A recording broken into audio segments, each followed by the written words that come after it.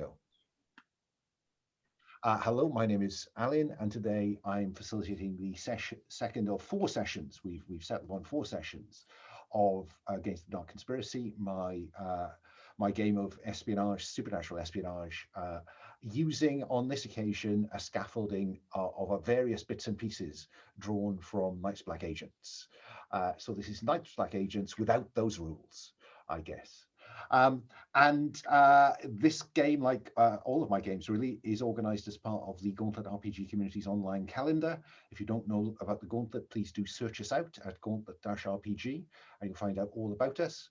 And I think there are still some seats available for our free weekend of gaming to encourage people to play online. A very small number of places left. Our Gauntlet Community Open Gaming Weekend, which starts on Thursday the 24th of June and runs through to the end of the Sunday. I'm not entirely certain which end of which Sunday, depending where you are in the world, but it finishes on the Sunday. You know, come and see us, come and join us, come and play with us. We want to encourage more people to play online.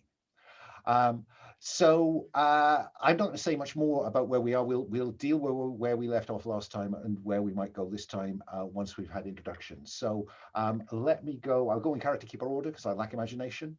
But before I do, I will remind you all that my pronouns are he, him. And we will start. Will, tell us about your pronouns and introduce us to Jimmy Rook. Hi, well, my pronouns are he, him, as are those of Jimmy Rook, a returning character from the previous Night's Black Agent series. Jimmy Rook is a bit of a two-bit criminal who became wound up in MI6 at some point and then became wound up in even weirder stuff and has quite literally been to hell and back. Well, a hell and back. And hey, one of his friends killed Dracula. It's not everyone who gets to say that. As far as we know, that was done and for permanent. Moving along, Paul, say hello, tell us about your pronouns, and introduce us to Lena Carpi. Hello, I'm Paul, he, him, and the character I'm playing in this series, or until she expires, is Lena Carpi, she, her, and Lena is a ex-Finnish police investigator who is investigating the disappearance of her husband, who was undercover somewhere in Europe and got a hint of the vampire conspiracy and has since disappeared. That is Lena. Thank you very much. Moving on, Pavel, say hello, tell us about your pronouns, and introduce us to Vlad Rostov. Good evening, I'm Pavel, I'm playing Vlad. Vlad is ex-officer of signal intelligence, part of the GRU from Russia. He was always the tech guy, planting bugs, listening in modern times. He also uses drones for various purposes, which is his jam. He worries about the very life of his sister Svetlana, who is somewhere. We don't know yet where, and he was complacent in all of this conspiracy. He knew that he was working for someone else, not for the betterment of the GRU and Russia, and he was very fine with it because he felt safe. But then he learned slightly too much, and he was betrayed. But we were supposed to talk it through. I'm not sure if this is grave enough. He might come back if they, whoever they are, decide to stop using GRU for their own agenda and expose their connections and compromised agents. That's quite a big ask from the conspiracy to give up the claws it has sunk into one of the most potent intelligence agencies in the world. But who knows? They might say they did just for you, Vlad. Yeah. So after some time, he grew up. He grew some conscience, and he decided that he really likes his mother organization, and he would like slightly better than her for it. Come home, Vlad. All is forgiven. And finally, Lowell, say hello. Tell us about your pronouns and introduce us to Eun-Jung. So my name is Lowell, pronouns he, him, and my character is Eun-Jung, who is a Korean American who appeared briefly in an earlier iteration of this, which was how she got wrapped up in all of this stuff. She is a person who has been hunting down North Korean and other counterintelligence operatives in Europe and killing them. And now she realizes that they're vampires, which might mean that all of her Catholic upbringing is right. And she's beginning to worry about what that means for her eternal damnation and all of that stuff.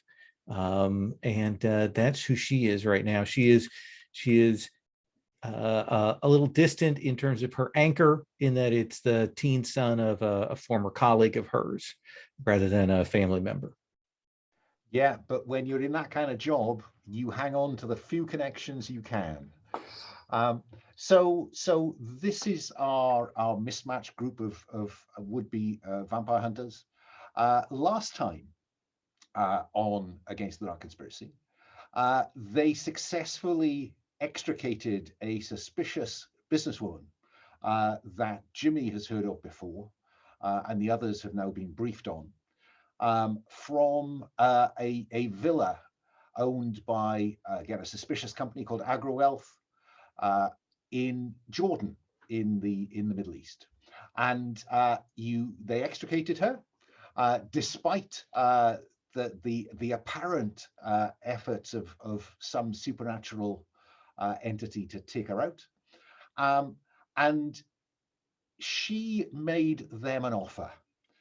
The offer is that she's in difficulties with the conspiracy because she is in the process of siphoning funds, conspiracy funds, out of the conspiracy, out of the company she runs for the conspiracy, into a bank account that would then be used to pay the ransom on her husband.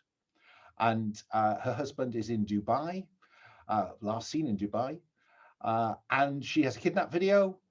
And the deal is, if the team can get her husband back over the next several days, she can put the money back where she found it.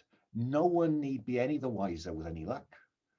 And she can become a mole inside the conspiracy. So a quite tempting offer. What I want to do is, I think we'll kick off in the cheap hotel in Amman, which you see behind me, where you didn't have time you chose not to, maybe you want to do it now, I don't know, to set up a formal safe house. You just needed somewhere to get off the streets last night. And so you're in a couple of adjoining suites in this cheap hotel, which still is, quite decently put together. Prices are not high. I'm going to assume for a moment that Ursula Kane, the woman you exfiltrated from that villa, is locked in the other bedroom, giving you four a chance to just talk through what you've got to. I do owe you a downtime, so we'll do that now. If you check out the other rules tab, you'll find the debrief, turning down the heat. You have succeeded, though technically your objective, I think, was to get hold of the laptop. I think you got her on the laptop, so you certainly succeeded. And what that means is that the heat on the operation will drop by 1. So heat's looking really cool at the minute. They're barely suspicious.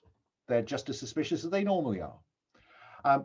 And each of you gets to reduce stress down to a minimum of 1.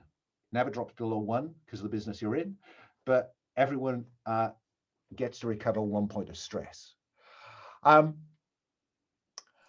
Without taking any of the sick relief actions. Without doing anything, just for the pure relief of having got out of there alive. Okay. And I will offer you the chance, before we set off anywhere else, to have a seek relief from the horror move if you want it. But I want to first talk about what you're going to talk about. So you've got a very interesting offer on the table. You've got a copy of a kidnap video.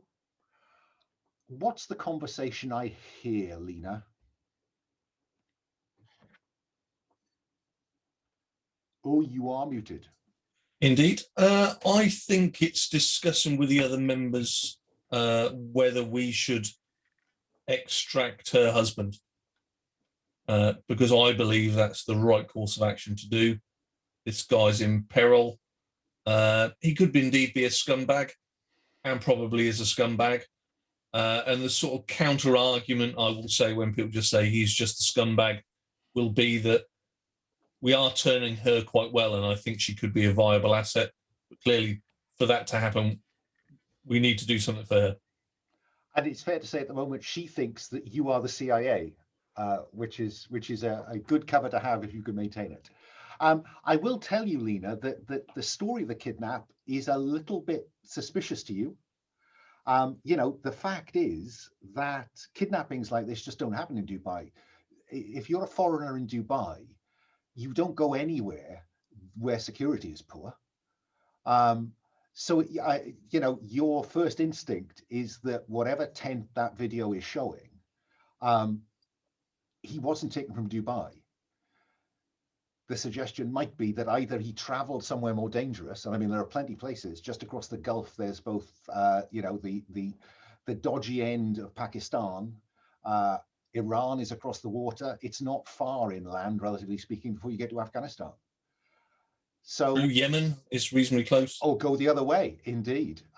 So I think, Lena, your first instinct is, yes, let's get him out.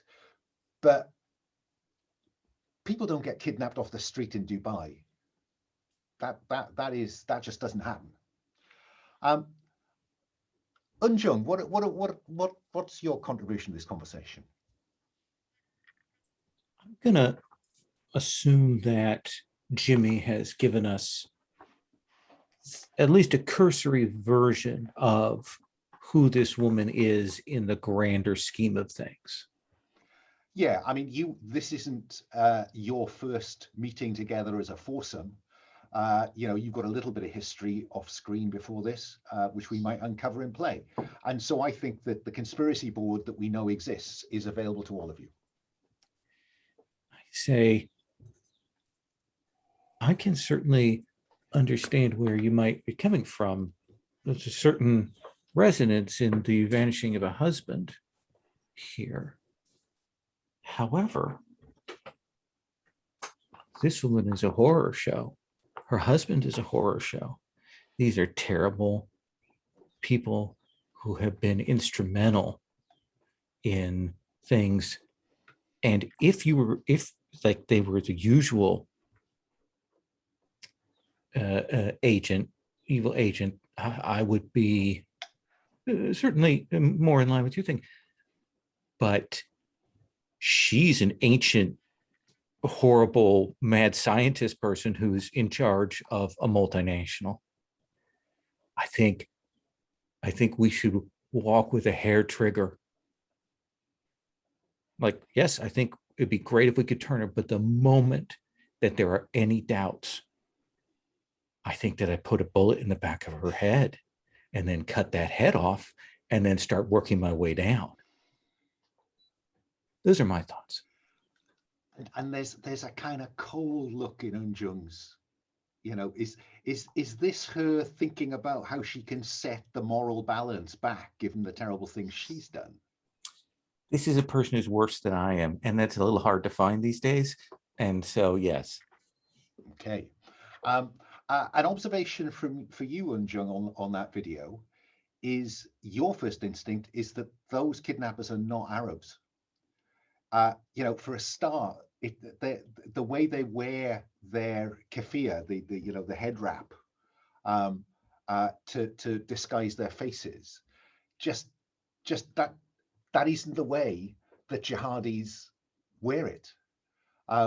It's disguising them, but that's not the way they wear it. They're wearing it more like somebody from South Asia. You know, Pakistani, Indian, Bangladeshi even. And there is, as an observation, a huge South Asian workforce in Dubai. So that's weird.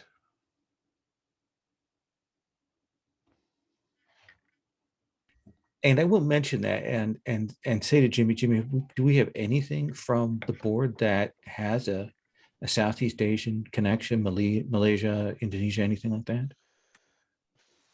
Nothing. I mean, everything. They've got things going on all over the world. It's a tangled web.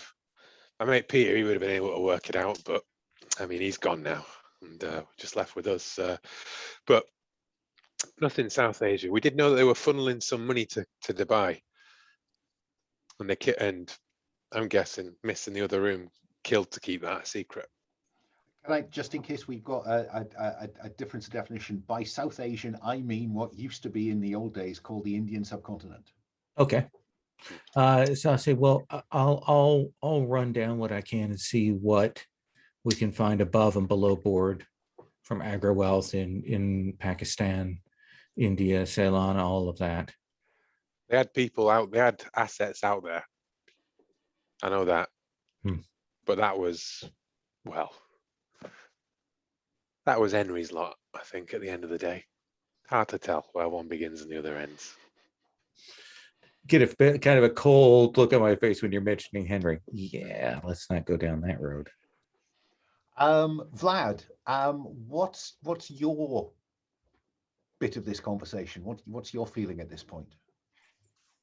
Vlad is sitting with like half-empty bottle of vodka in one hand, and really the cheapest possible cigarette, even without a filter. There's like smoking. It's like almost till the end, and it's like almost like a shaky hands. And he says, "So, do we even know what we want from her? Like, I'm all into learning more about this conspiracy, but do we even know what we want from her? It can be very much inside job. They might be playing her." And the big question is, like, this woman that we met, Henry, she can probably use this asset. Can we? Like, she will tell us one thing, and if you guys want to hit it, let's find this guy. Maybe we'll be even the one to put a bullet in his head.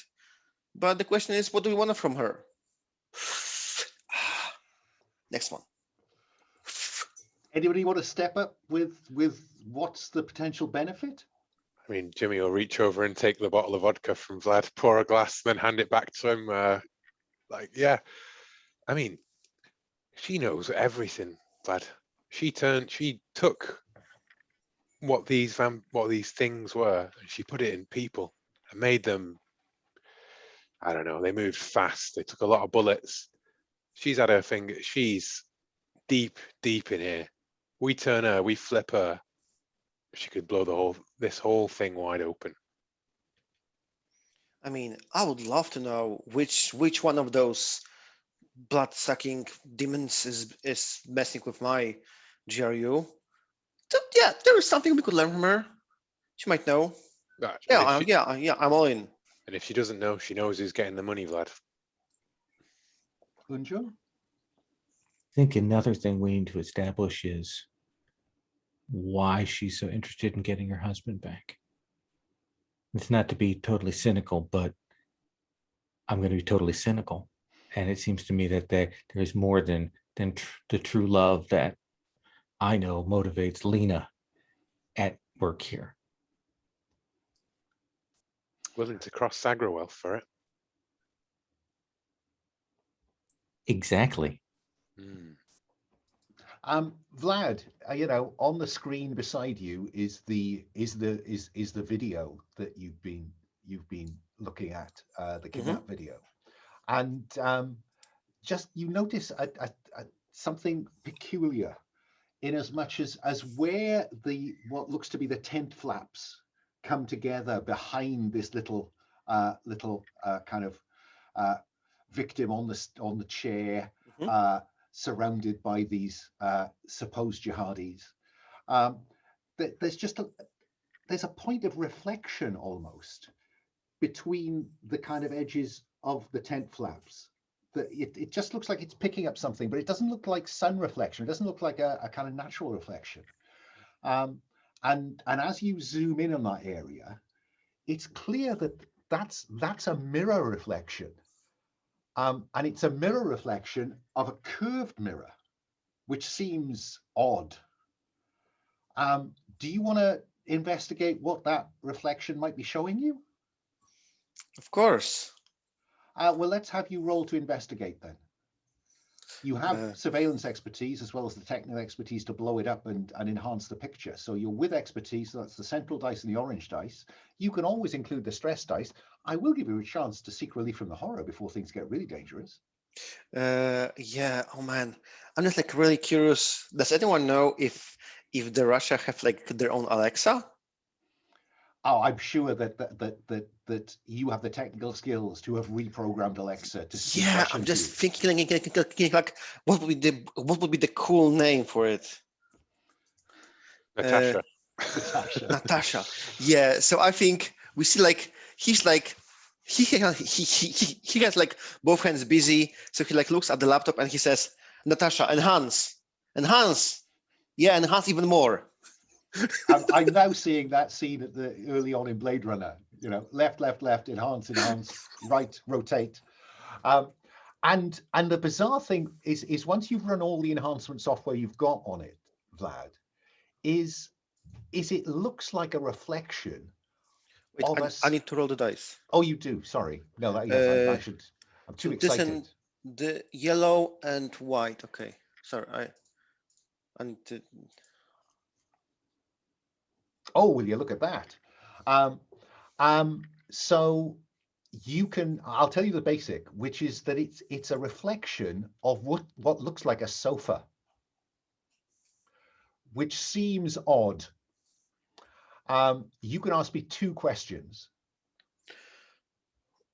Mm,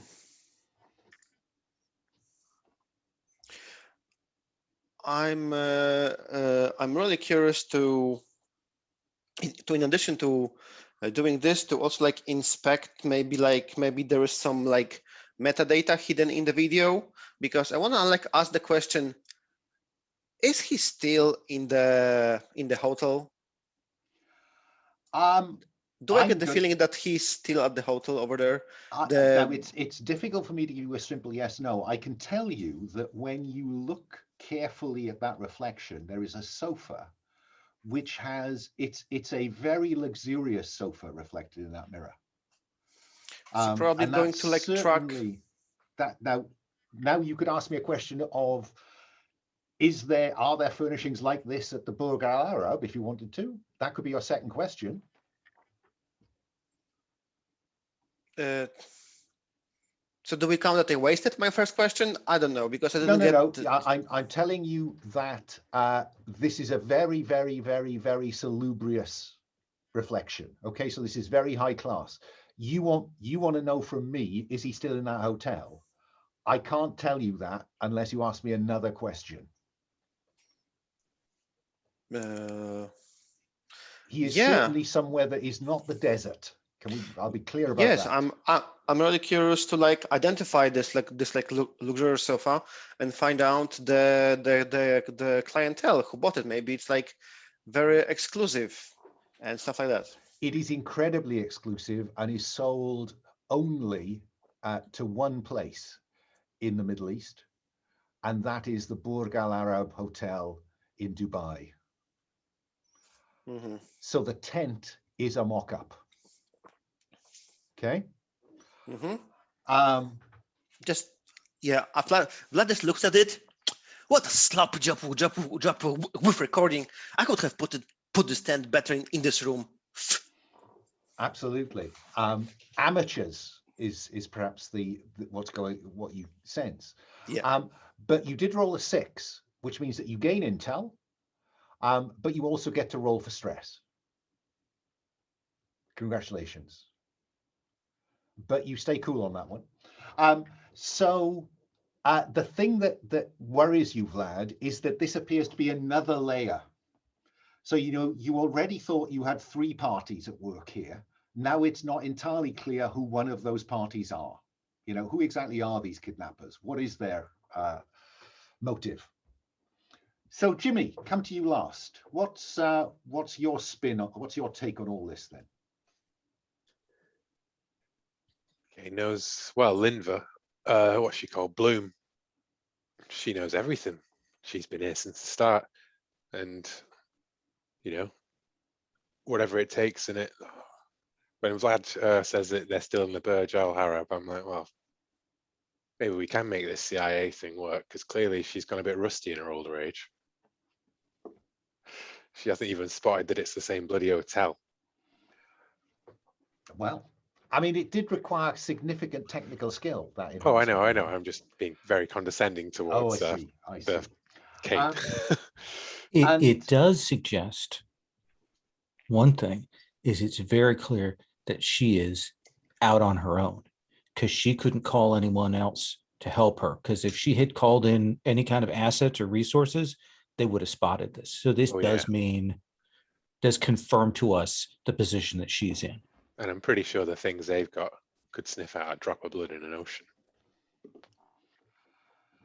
So the situation we seem to have is a kidnap that there is more to this kidnap than meets the eye in a hotel in Dubai. We have Ursula Kane stroke Lena Cederblom in the next room with an offer on the table that says, help me and I'll stay in place as your mole. And you have a goth supernatural of some description on the loose in Amman. And a mixed set of motives. So the sense I've got is that Dubai is still on the table, but with a degree of skepticism and suspicion. Yeah, more than this isn't what she thinks it is, which is we can make it anything that we want it to be for her. So, but we need to get her into, they've got this Eurovision reject running around. And he's a mean thing. You saw if you'd seen what he did to those people, he tore right through them. So we need to get him. I reckon we pack up sticks, find a safe place to stash her, and start sniffing around. If they've half-assed this kidnap video, they'll have half-assed other things as well. So with that in mind, that sounds like you're going to try and get to Dubai tomorrow. But would anyone like to seek relief from the horror tonight? I mean, Eun-Jung is just like, ice cold. The woman is made of icicles and just as sharp. But I'm as I look across, Vlad, you're sitting on 3. Are you interested in blowing off some steam or otherwise finding a way to take some pressure off? Of course I am. It would be a good opportunity to build some relations, some relationships. Yeah. Reveal some of your story together. If you reveal something about your history with another operator, you care most or least. We didn't really set who we care most or least for. And I was going to ask if anybody was going to go for that move, then we will start that process of identifying who you care most and least about. So if you want to engage that, you could tell me now who you care most about or least about, whichever one you want to start with, lad. It's so weird. I had no idea.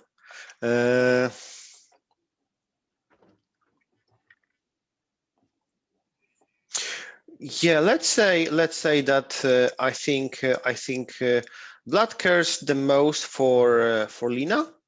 Okay, well, if you just put Lena in that slot on the character keeper, and then I'll carry on moving along the keeper and ask the same question of Eun-Jung. Of these mismatched, former agents and criminals, who do you care most about? I think it's Jimmy because Jimmy comes closest to the world that I've been from. I worked with some British agents. I probably was tied up in some of that networks that he was involved in.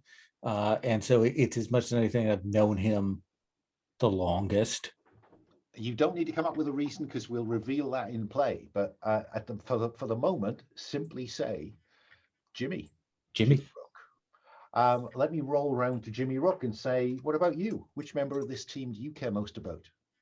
Most, I think, is Lena. Okay.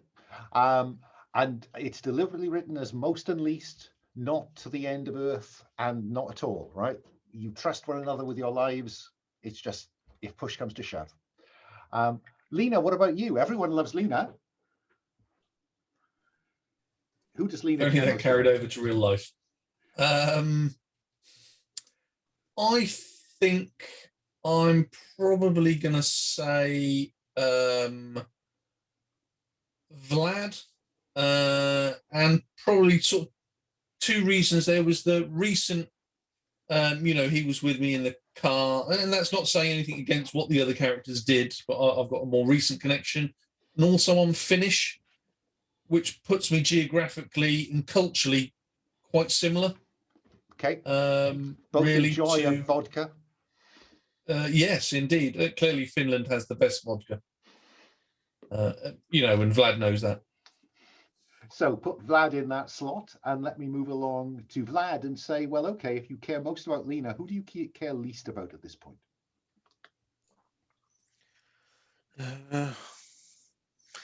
I think I'm going to put Eun-Jung Reader, and we will see what we come up with. Okay, so put Eun-Jung in there. Eun-Jung, what about you? Who do you care least about?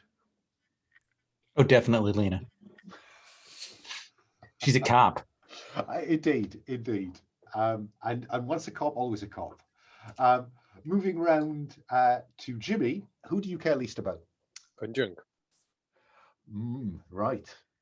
And finally, Lena, if you've got a bit of a soft spot for Vlad, who don't you have a soft spot for? Eun-Jung. Yeah, I've not got too much of a soft spot for Eun-Jung. Oh, and I look forward to exploring some of the reasons why these choices have been made based on your long history with one another.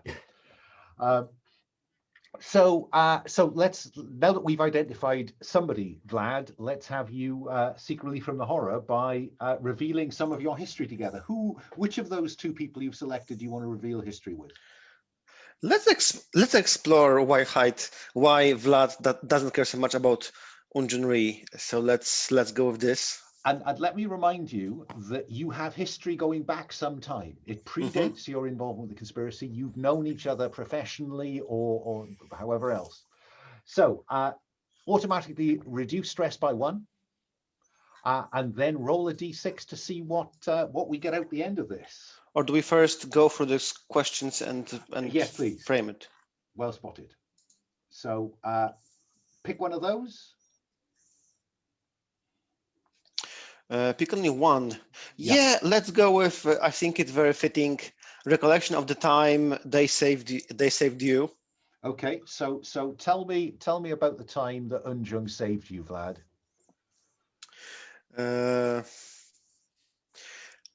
I think it was. I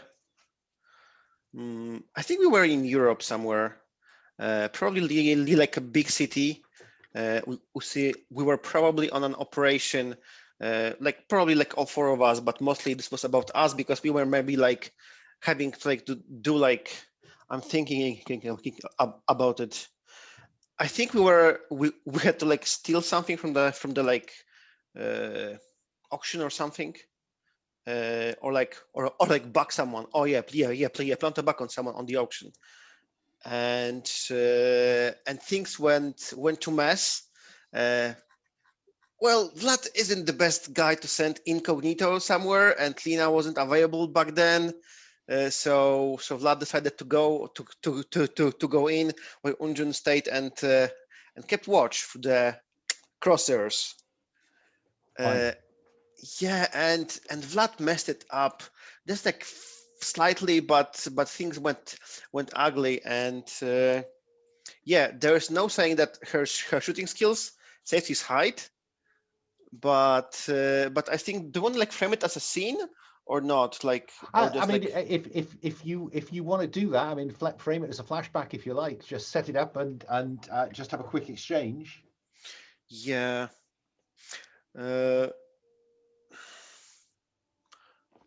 Yeah, I think Vlad is sitting and he's thinking.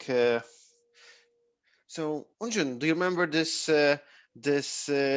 hotel in Dublin where we were, trying to like bug some guy, and this like massive shootout that happened later on? Now, before Eun-Jung responds to that, Now I need to roll the dice because how this conversation then goes will depend on this dice roll. It's a 4. 4 plus. The other operator describes a different version of the event. They say why they are hurt by it. They roll for stress, or they choose to add something about their anchor to their recollection and mark the anchor instead, Eun-Jung. I'll roll stress. Go Do I for it. roll it? Do I describe what happened, or do I roll stress first? Describe what happened, and then that was different to that recollection. I say, yeah, I certainly do. I remember you fucking it up such that I had to lay down 5 people. I remember that very distinctly. I remember that. Yep. Not a good day. Oh, those cold eyes. I thought you enjoyed being like trigger happy. Oh yeah. I don't say anything. No, I don't think you do. No. Ooh. And roll the stress dice. If it's a 1, you're fine, Eun-Jung. Okay, I'll roll this green die.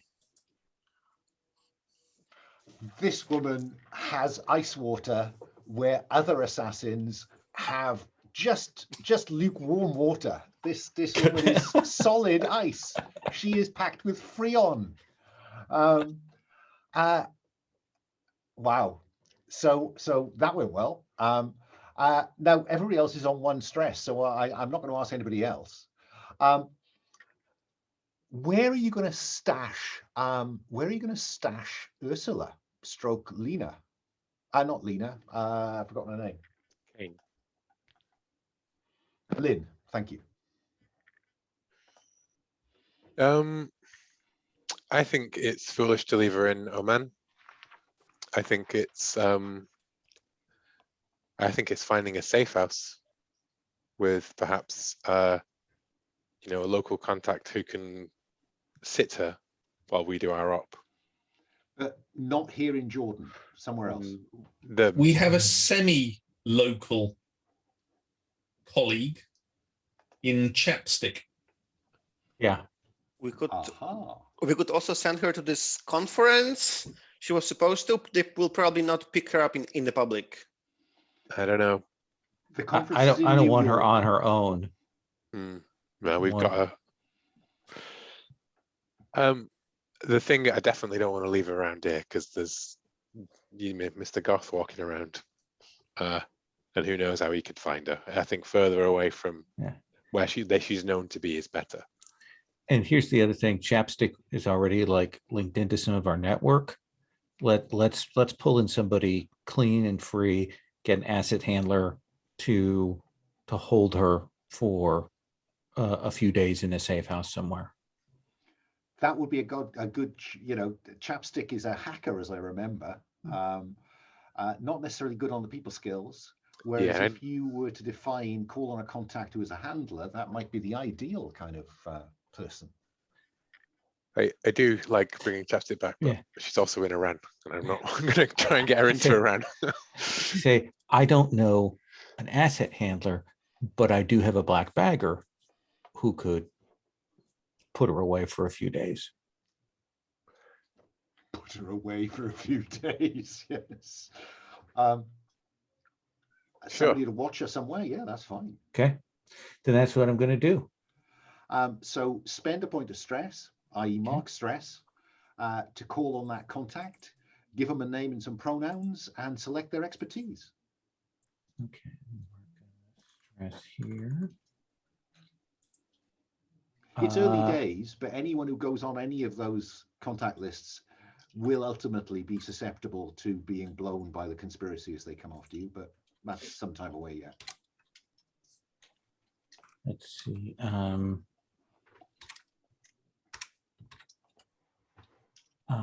There's a guy named Hashim who's worked in Turkey and the Near East and so on, who has been a black bagger and has maybe gotten a little bit off the edge of that. And this is just a person who is willing to essentially put our target in a box quietly, unharmed, for a few days, and who's willing to kind of play up the CIA angle. Fine, that works fine for me. Add them to your list. You've marked the stress, and Hashim is on the table. So you've got her stashed, not in Jordan, maybe somewhere in the Emirates, but off the map is good enough for me. If the conspiracy goes after him, they might find her, but as I say, I think it's early days for them to be chasing down your contacts. So with that in mind, then, is this where I say cut to Dubai? Okay. Dubai is just, I've never been, but I have to say, in doing some picture searching for this series, I have been quite taken with what a remarkable place it is, or they have tried to create it. I can't imagine the environmental impact, but they are certainly. That's Dubai, and I think just to give some idea of what the focus of your setup is going to be, let me just share this with you.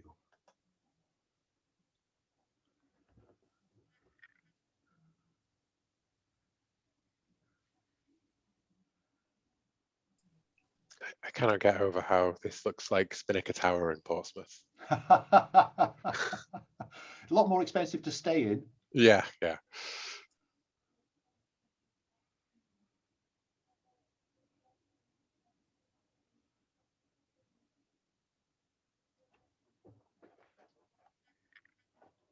So that is the Burj Al Arab Hotel.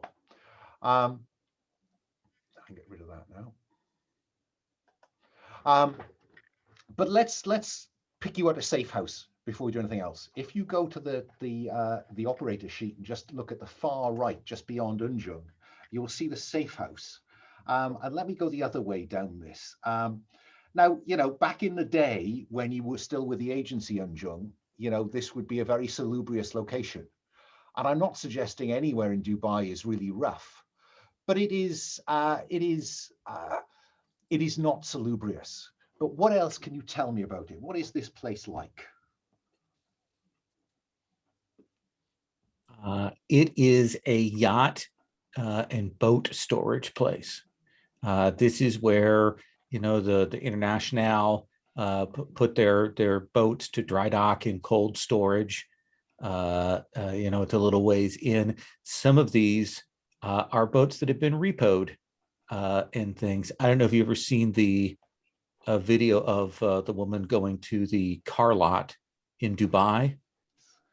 I imagine that there's the same sort of thing for boats there as well.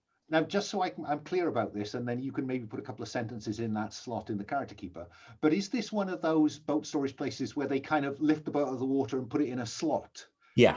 Yeah. So it's kind of 4x4 yachts. Yeah. Okay. Dry dock berths, that kind of thing. Fine. Lots of stuff that can fall.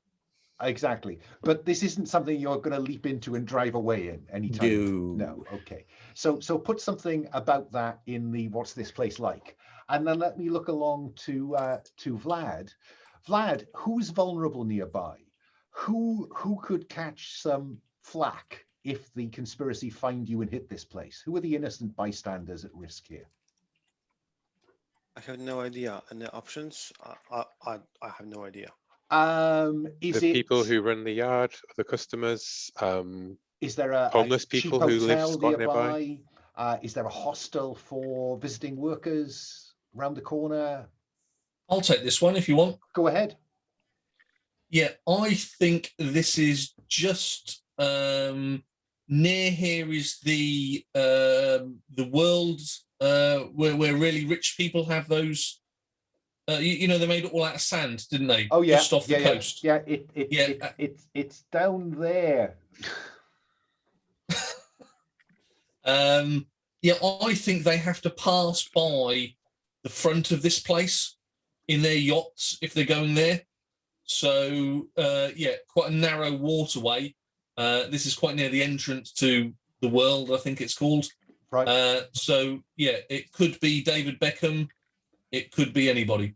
So the rich and famous are vulnerable. The Oh, rich and famous. What a tremendous spin on what usually comes up in this conversation. I love that. Okay, I'll go back to Vlad. Would you be happier with saying which single thing reassures you most that this place is safe, or why this place isn't ideal? What's your preference? I can take the first one. Okay. What single thing reassures you that this place is safe?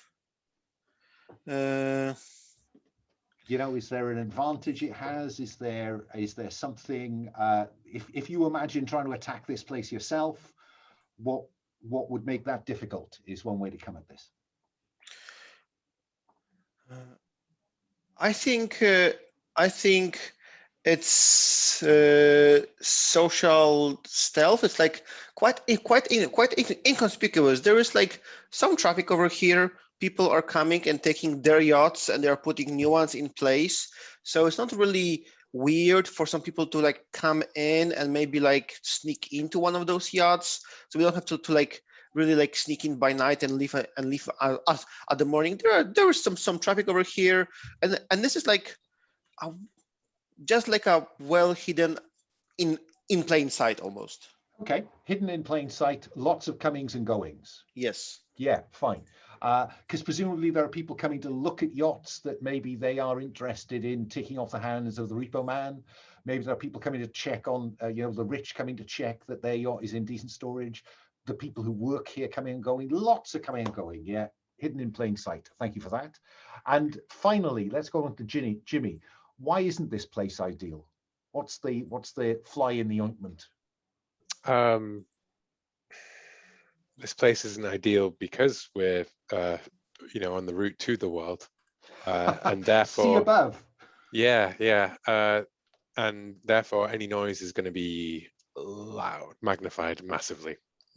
When David Beckham catches a stray bullet, it's global news, right? That's going to be a lot of heat. Yeah, potential blowback on that. Yeah. So I don't know. High security area, I suppose. Like I don't know. Like what? I don't know. I mean, don't make it too difficult for yourself with high security. No. What about lots of visitors with bodyguards? Yeah. Okay. Too high profile. Well, we're hidden in plain sight. We're too high profile. Yeah. Okay. I like that. High profile if blown. Yes. I would say. Fine. Yeah. Fine. Because it's conditional, right? Like it is. It's fine until it isn't. Yeah. Okay. Now I will just explain that your safe house comes with a gear benefit, a cache of gear. That might be heavy weapons, which is any weapon with a heavy tag. That might be automatic weapons, any weapon with the auto tag but not with the heavy tag, or what I've broadly described as tech toys and explosives. I'm not going to ask you to select that now, but the first time you select a piece of equipment with one of those tags, that will define what the gear cache in the safe house is. If you want something that isn't in that gear cache, then the way to get it is by calling on a contact. Yeah. Okay. And I'll wait. So not only will you have to mark gear, we need to have like contact for a drone, contact for a rifle. For type, We will die before we even fill up the gear slots from stress. No, it just forces you to seek relief from the horror at regular intervals. And that doesn't cause a problem, as we've just discovered. That went so smoothly. You lost stress. Eun-Jung sailed through it. You can also spend intel for stress. You can. Like to relieve it. So every 6 that you get lets you knock down your stress as well. And trust me, you've got lots of resource to use. I agree. It could be right up to the wire, lad. But that's the nature of the game, I think. We hand waved a lot of because in Night's Black Agents, like getting gear and stuff, So we have a safe house. There's a marina down that way, and I'm guessing that's the marina which has this, which is at the entry point to this great palm-shaped expanse of construction out into the Gulf. this is the point where we need to be clear about your starting objective. What is your objective on this operation? Extract her husband, right? Yeah, I will use the term rescue, but extract, yeah, 100%. I put a question mark on rescue Torvald Kane. I'm very happy to have rescue / extract, because that sounds so much more professional. It's the kind of thing, that's what cops say, don't they? Rescue. But I have another follow-up question. So what is the purpose for gear benefit from the safe house?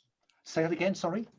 What is the purpose of gear benefit from safe house? It gives you some equipment just at the drop of a hat. Just doesn't give you all equipment at the drop of a hat. So if we choose heavy weapons, we can all come stack up with rocket launchers, heavy machine guns, and everything without calling much contacts. Yeah, It's like bullets from the absolutely. cabinet. Absolutely. Okay. You know, subject to the limits of what you can carry and how obtrusive you want to be, obviously. But yeah, I'm looking forward to the RPGs. You can carry one of those and be light loaded. I have Apparently. my D&D player handbook over here. I can't remember. Did I give the RPG 3 or 4 gear slots? I can't quite remember. One of those nice collapsible light anti-tank weapons, you know, comes in a tube like a poster.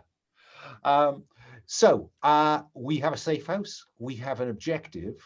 I think it's time for you to do a bit of prep so you can fill out the briefing. I've done some thinking about this in terms of what I can tell you already. And if you have a look, I've put who or what is the focus of the operation? Well, Torvald Kane seems to me, from what you've said, is the focus of the operation. Where is it? I think we're focusing on the Burj, aren't we? Yeah, but I mean, it is a big building. Oh, it is. So, it is. yeah. It is. But that's the location.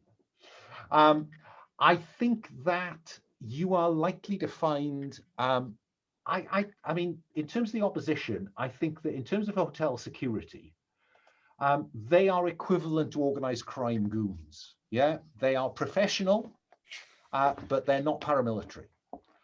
What I will tell you is that you don't run a hotel like that and not have a hotline to the anti-terrorist unit. Yeah. So while on site, it may look like that, it would be naive as professionals to think that there is not, you know, an Emirati special ops team out there on a government airstrip somewhere, just waiting for something to happen to a foreigner in Dubai. In terms of what do they seem, what's going on here? Well, what I think we can know right here is kidnap, question mark. What kidnap? Question mark. Is this a kidnap or isn't it a kidnap? I'm not sure we're certain at this point. You've sorted Ursula out. So let me start with Eun-Jung. Eun-Jung, do you want to set a scene that you could, as an investigative scene, that would give you a bit more flesh on this as you begin to think about how you could come at the op? I kind of know the scene that I want, and I want to figure out how we might backfill into this. I definitely want there to be some kind of cleaning, external, like window cleaner. I assume those are going to be highly mechanized and automated, and big long things to do that stuff on the outside. So I definitely want to get the like schematics and schedule and control over those things. Okay, well, we can certainly see how we can get. You won't get control out of investigative. Right. That's the yeah. But I see where you're going with this. Yeah. So are you going to go online for that? Are you going to try and hack into the cleaning company? I have digital intrusion, so I might as well lean into my skills. There you go. So you're going to use digital intrusion. So you have the expertise. You're rolling 2 dice, unless you'd like to include your stress dice. And let's include that stress dice, because Eun-Jung has nothing to lose. You know that. I did mark a stress. It's the second time I've had to mark stress. So and that was a voluntary one. I mean, you know. Ooh, 131. Oh, so I can give you the basic information. Okay. And the basic information, I think, is that when you get in there, you discover, yes, it is automated, but it is run from inside the building. So if you want to take control of it, you're going to have to plug into something inside the building. Okay. Okay. So if you want to add that somewhere on the sheet as an aid memoir, so we remember that the window cleaning machine is controlled from inside the Berg. Let's go. Let me keep on going round. Let me go round to Break. Jimmy. Break. Oh, sorry. It is Yes, break. I was going to say, yeah, It is break. Sorry, I should have Yeah. called that before. Back in our seats at 5 past the hour. sure. See you then.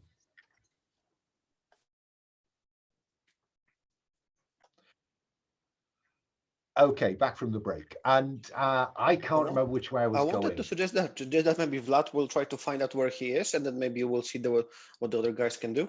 Okay, folks. so how do you want to set a scene that might help you work out where Torvald Kane is? So I think we see that Vlad has rented an apartment, one on the left side of the hotel. You've got a safe house. That's the deal. You could try to break in somewhere where you get a good view. But you don't have endless supplies of money.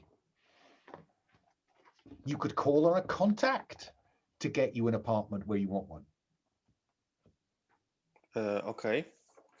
So in this case, we see Vlad being poor as he is, just walking on the streets with this camera with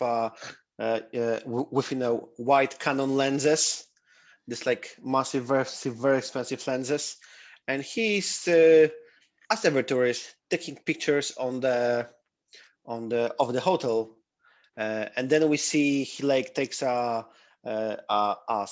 speedboat to go around the hotel and have the other I hate images. to keep doing this to you, Pavel, but you want a speedboat, call on a contact. You're not resource rich. I mean, this is the problem with the Burj Al Arab, is that it's right out on that bloody peninsula. It is. And it's an extremely difficult. As soon as we saw that, I was thinking, Christ, that's going to be hard to do anything in. Like, because there's no sitting in a cafe and just looking over the street. Can I ask, what's your objective, Pavel? What's Vlad wanting to ask questions about? Where he is. Where Torvald is. Yes. Look, I'll be honest with you. You've got 20 odd floors. It's higher than any building in the vicinity. And I can't imagine those windows are not in some way treated for privacy or reflectivity. But I do see a skill that I think that Vlad would be very good for Vlad to use, and that's the research skill. Then I will not be doing anything. I'll No, just but- sit here and do nothing. Go on. What was that, Will? I mean, the research skill, we've got the couches. It is a big luxury hotel. Some things are public knowledge. If you're like, what I really want out of everything more is a room with this sofa in. Like, do you have one? Yeah, research would absolutely apply. If you're interested in that, Vlad, if you're not, it's fine. Research would also do, traffic monitoring in the sense of can you track his mobile phone usage?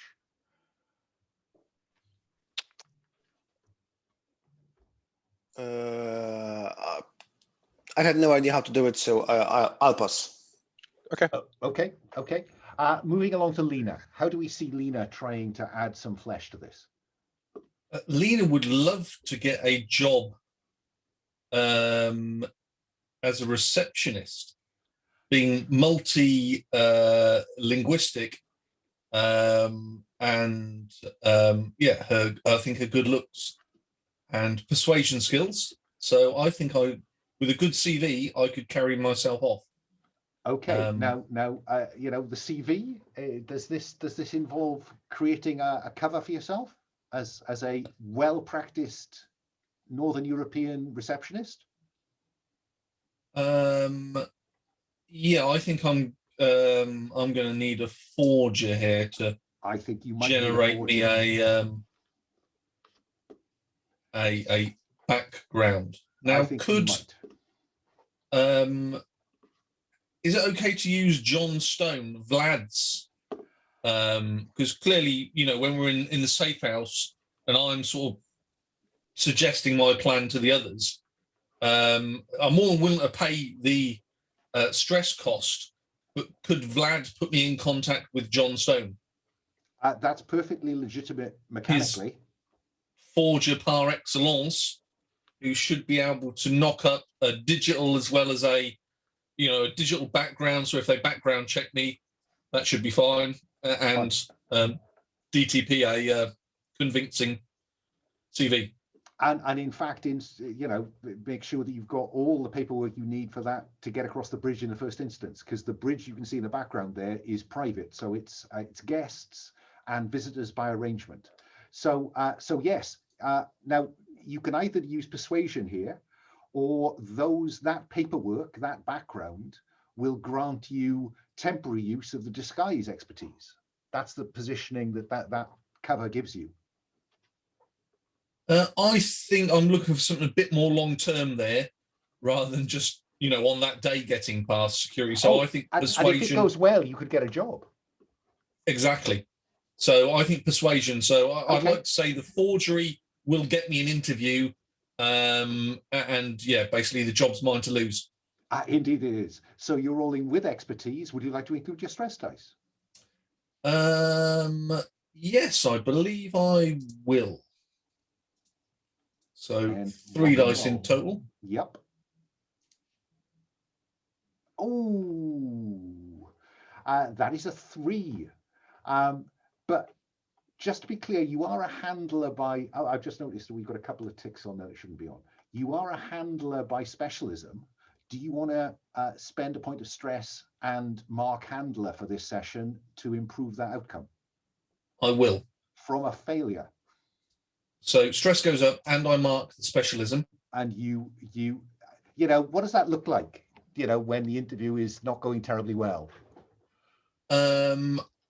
I think they start asking me some difficult questions, and I then start sort of whittering on in Finnish, and they get really nervous. And then I think I sort of get it together. And I think the guy that interviewing me, he's an Arab gentleman. And I think I turn on a little bit of charm, and sort of recover it more through sort of charm than skill. He probably sort of twigs that maybe I haven't got much skills as a receptionist, in a 7-star luxury hotel. But I think the charm, lands me the job. Okay. You have a job starting tomorrow in reception. There isn't a reception, he explains. Every guest is met by a personal greeter. And he gives you a hotel phone which has an app on it, and this is how you will check people when they come to the door. He gives you that kind of induction, and this, he says, is the button you press on the app when you need security support. Yeah. So Lena now has a job as a greeter at the Burj Al Arab. And it seems to me potentially a predatory manager, but we'll see where that goes later on. Let's go along to Jimmy. Jimmy, how do you want to frame a scene that gives you some options here?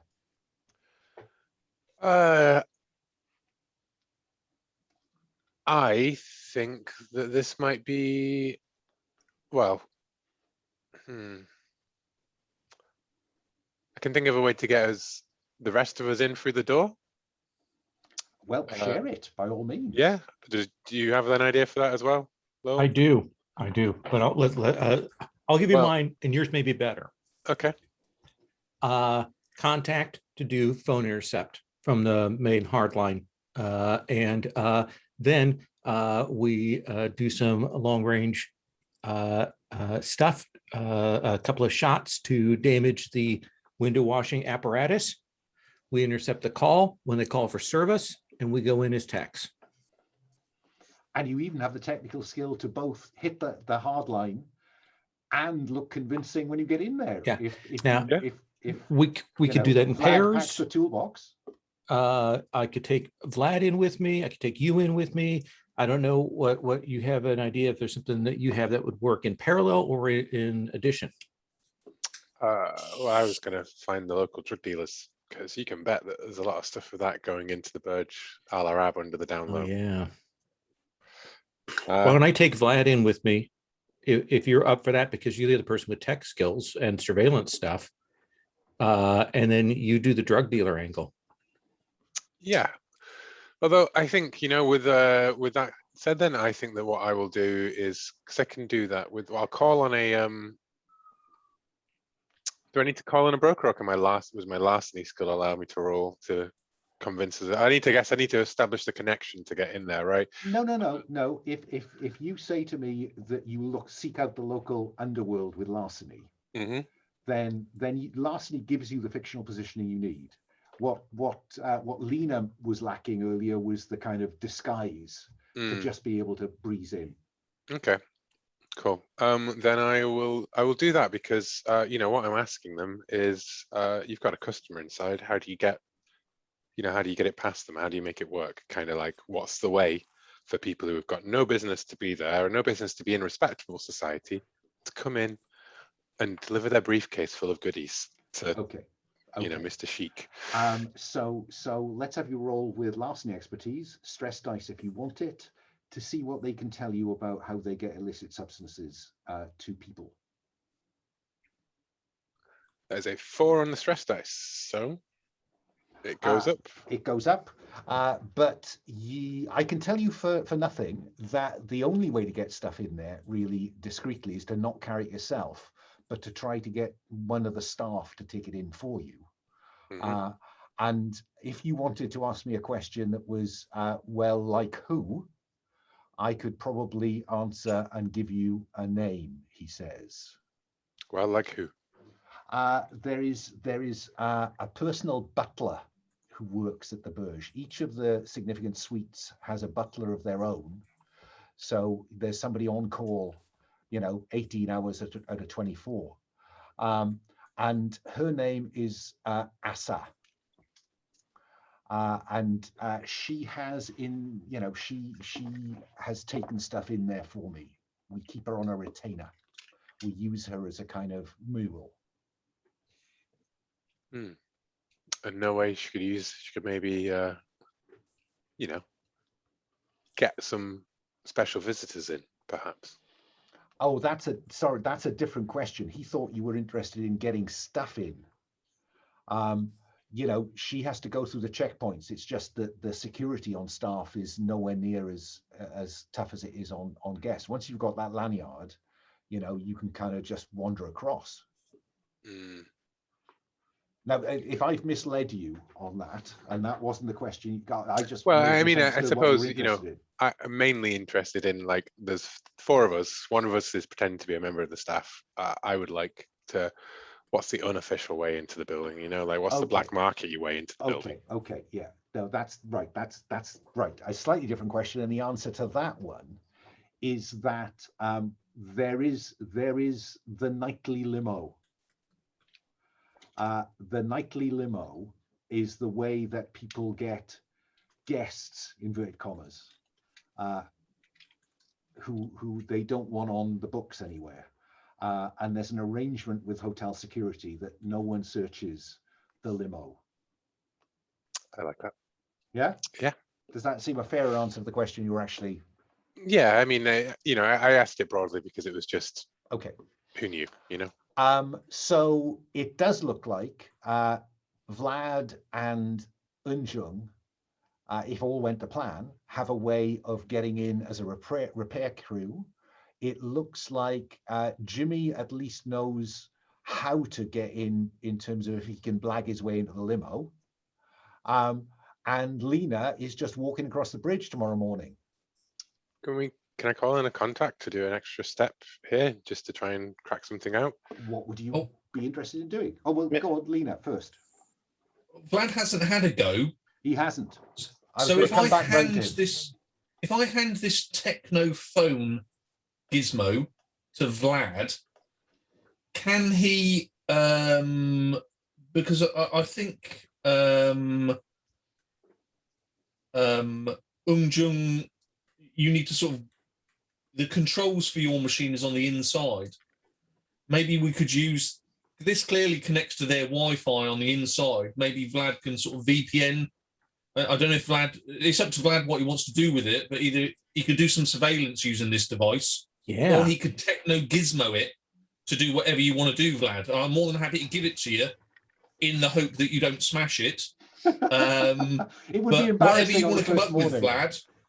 Vlad, you know, you could possibly do something based on this thing. Whatever cool idea you've got, if you want to use this, I'm more than happy. What are we thinking, Vlad? Can we dupe it? Like make a duplicate so Vlad has one in hand to do whatever on the fly? It depends what you want to get out of this. Okay. For instance, if you wanted to use it as a way into the hotel system, that would be one way to go. If you want a duplicate, if you want to have a duplicate in hand for some reason that down the road you might, you know, that's fine. I'm starting to see how you combine the two at this point. Yeah, So, yeah. I mean, one thing I came up, I mean, it's Vlad's call, but you sort of ruled that they've got a closed system. Yep. Yeah, that's. I think that's what you said, Yep. Alan. So maybe a way to undo that complication would be Vlad could use his technical skills to sort of VPN through this device. So then, really, instead of being a closed system, it's now an open system, and maybe he could man in a van. You know, then later on control lights, doors. You know, possibly because now we've circumnavigated your control. Those are certainly on the table. What are we thinking, Vlad? Any of those attractive? Well, we still don't know where to go, and we have only one action each. So I was actually thinking of using our drone to locate where we even want to go. I'm fine doing it this way.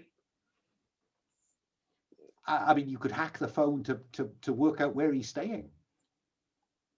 You see, there is a little problem. Vlad does technical stuff. He doesn't like hack stuff. His phone that's is a fair point. His phone is Nokia 3310, like unhackable and stuff. There is that's just true. too simple. So no, that's fair. So no, certainly, you want to put a drone up and see what happens.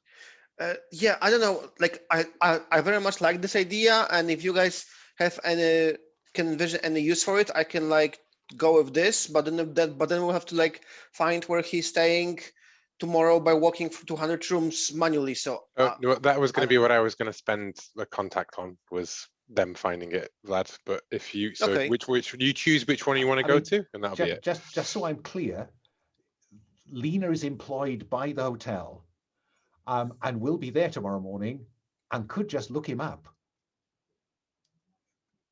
in terms of which room he's in. Well, I mean, but this is assuming that he's actually in the room underneath the name of Torvald Kane, right? Like, yeah. What can I tell you? Yeah. I mean, I guess to be fair, we're maybe assuming a certain level of sophistication that he doesn't have. Yeah, I mean, but we could work if we get told no, that doesn't work, then we could spin off that. Yeah. That's free. I'd always take free first. So yeah, Vlad, do you want to? Vlad, do your thing. Describe what we see. So in the end, you want me to copy the device? Sure. Sure. So if they let Lena walk out of the hotel with this device, yeah, she's a trusted member of staff. They've got references. Yeah. So Vlad probably spends some time looking up chips and connecting the chips to the chips, so that we will have this different phone. This is like some custom made, and this is like good old Samsung, but it runs the same software and basically works the same as this device. Okay, let's see how that goes then. Yeah, so and then Eun-Jung can use this device to hack the network or do whatever. So you are rolling with expertise. By all means, add the stress dice if you want to improve the outcome. I will not roll the stress die. Oh, look at this! What an amazing results we have today. A pair of threes. You really are rocking and rolling, guys. I forgot. I think I've just I think that just moves us into alarmed, actually, with all these failures. So Let's go. Let's go with Sparks. Otherwise, fine. we are dying. Fine. Roll mark stress, mark sparks, and that becomes a success, not a failure. Or the effect is a success. And so you have a cloned hotel phone. Yes. Yeah, a star phone. That at some point someone will declare they have it, I dare say.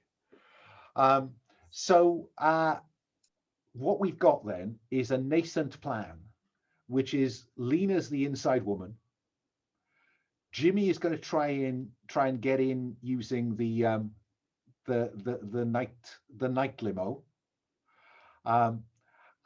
and between them, Eun-Jung and Vlad are going to try to get in as repair folks. Does that summarize broadly what the plan is? And then try to find where Kane's room is and work outwards from there. Okay. Joy by Jimmy. My primary goal is using those automated cleaning things as an exit. Fine. Can we? I mean, I know we look through everything, but I would like to imagine this is a nighttime thing or a dusky thing rather than a full daytime. Absolutely. It feels like a very visible atmosphere otherwise, like a very, very visible atmosphere. Yeah. Yeah, I could see people in black scaling down the side of that from here. Yeah. So and a night limo would not be very good during the day. It would be a problem. So happily Lena is on the night shift. And Jimmy, we're assuming you're going to somehow get into this limo. Well, I was going to call in a contact. Fine. Let me come back to that moment. I just want to, because I think we need to have set up the repairman at some point, don't we? So just outline again, Eun-Jung, what the plan was.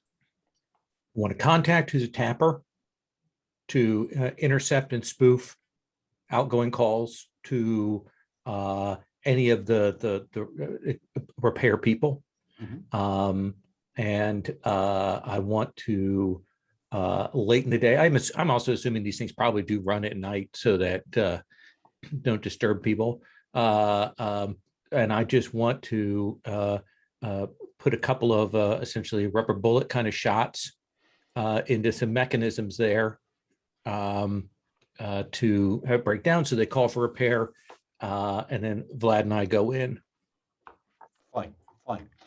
So I'm clear. So we'll do that. Then we'll come to Jimmy getting into the limo, and then we'll see what Lena's doing on site. But before we do any of that, I just want to confirm your level of load. Lena, I think I'm probably assuming light, so you look like a civilian.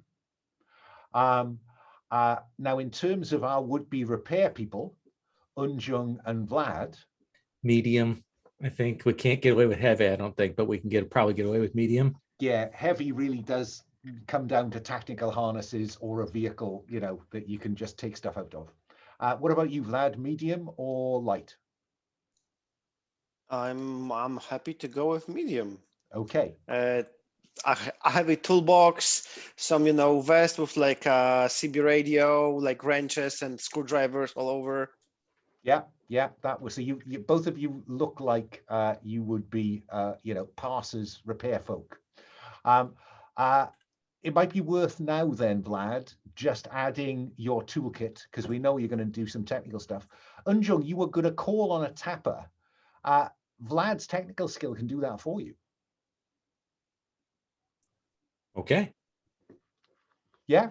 That would be great if you're willing to do that, or I really take that risk, Pavel, or I can do a contact. I don't feel comfortable enough to say like I thought we had like one actions each. This is like second actions. I don't know how this is framed framed right now. So I'm happy to do it, but I don't know if we have action slot for this.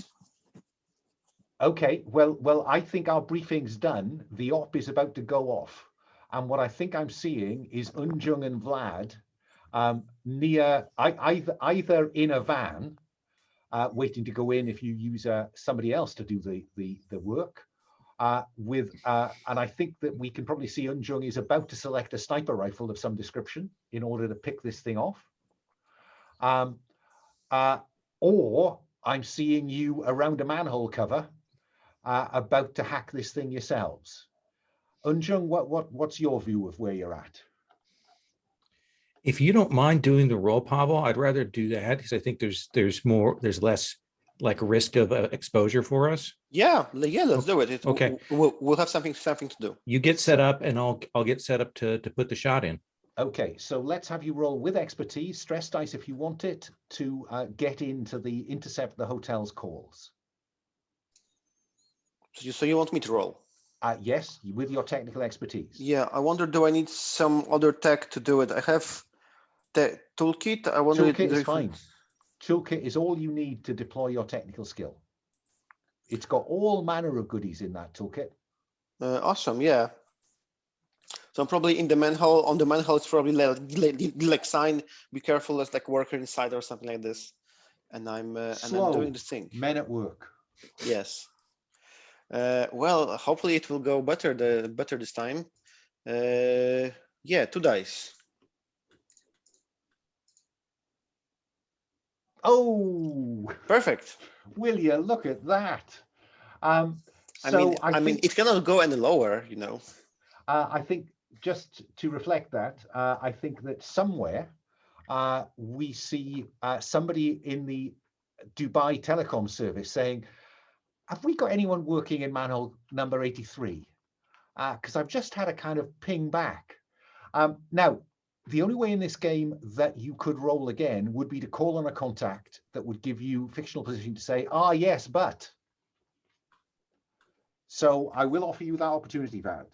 Do you want to burn stress to call on a contact to roll again, or are you content with the failure?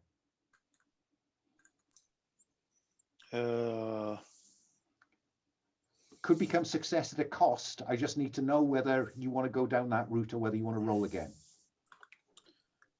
Well, if we don't get it, we will have to like storm it by force, which is probably not possible. Yeah, I wonder who can I call over here. I don't know what are available. Well, look, here's a suggestion for you. Call on your accountant, and then we flash back to money changing hands with the telecom company.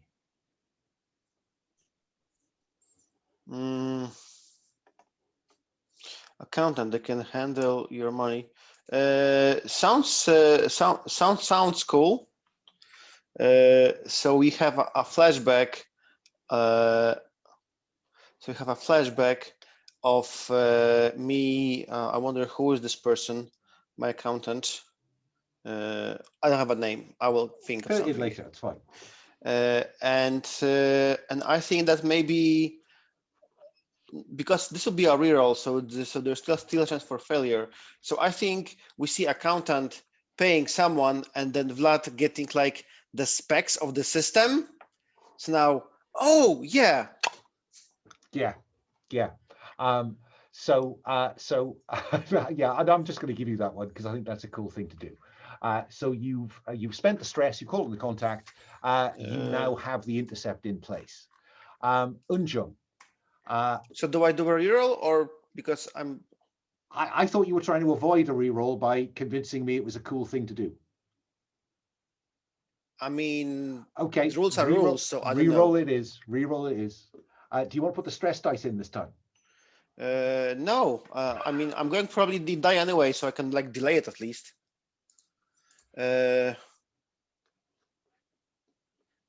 don't know. It's completely up to you. I'm like not very well versed in these rules. Go ahead. Thank goodness for that. It's a 5. Okay, so you're in. Eun-Jung, what about you and this machine on the roof or on the edge of the roof? What do we see?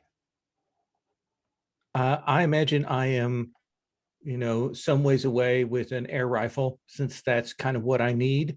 Something that might give a small pop load or something like that to essentially hit the machinery that is on one of these things.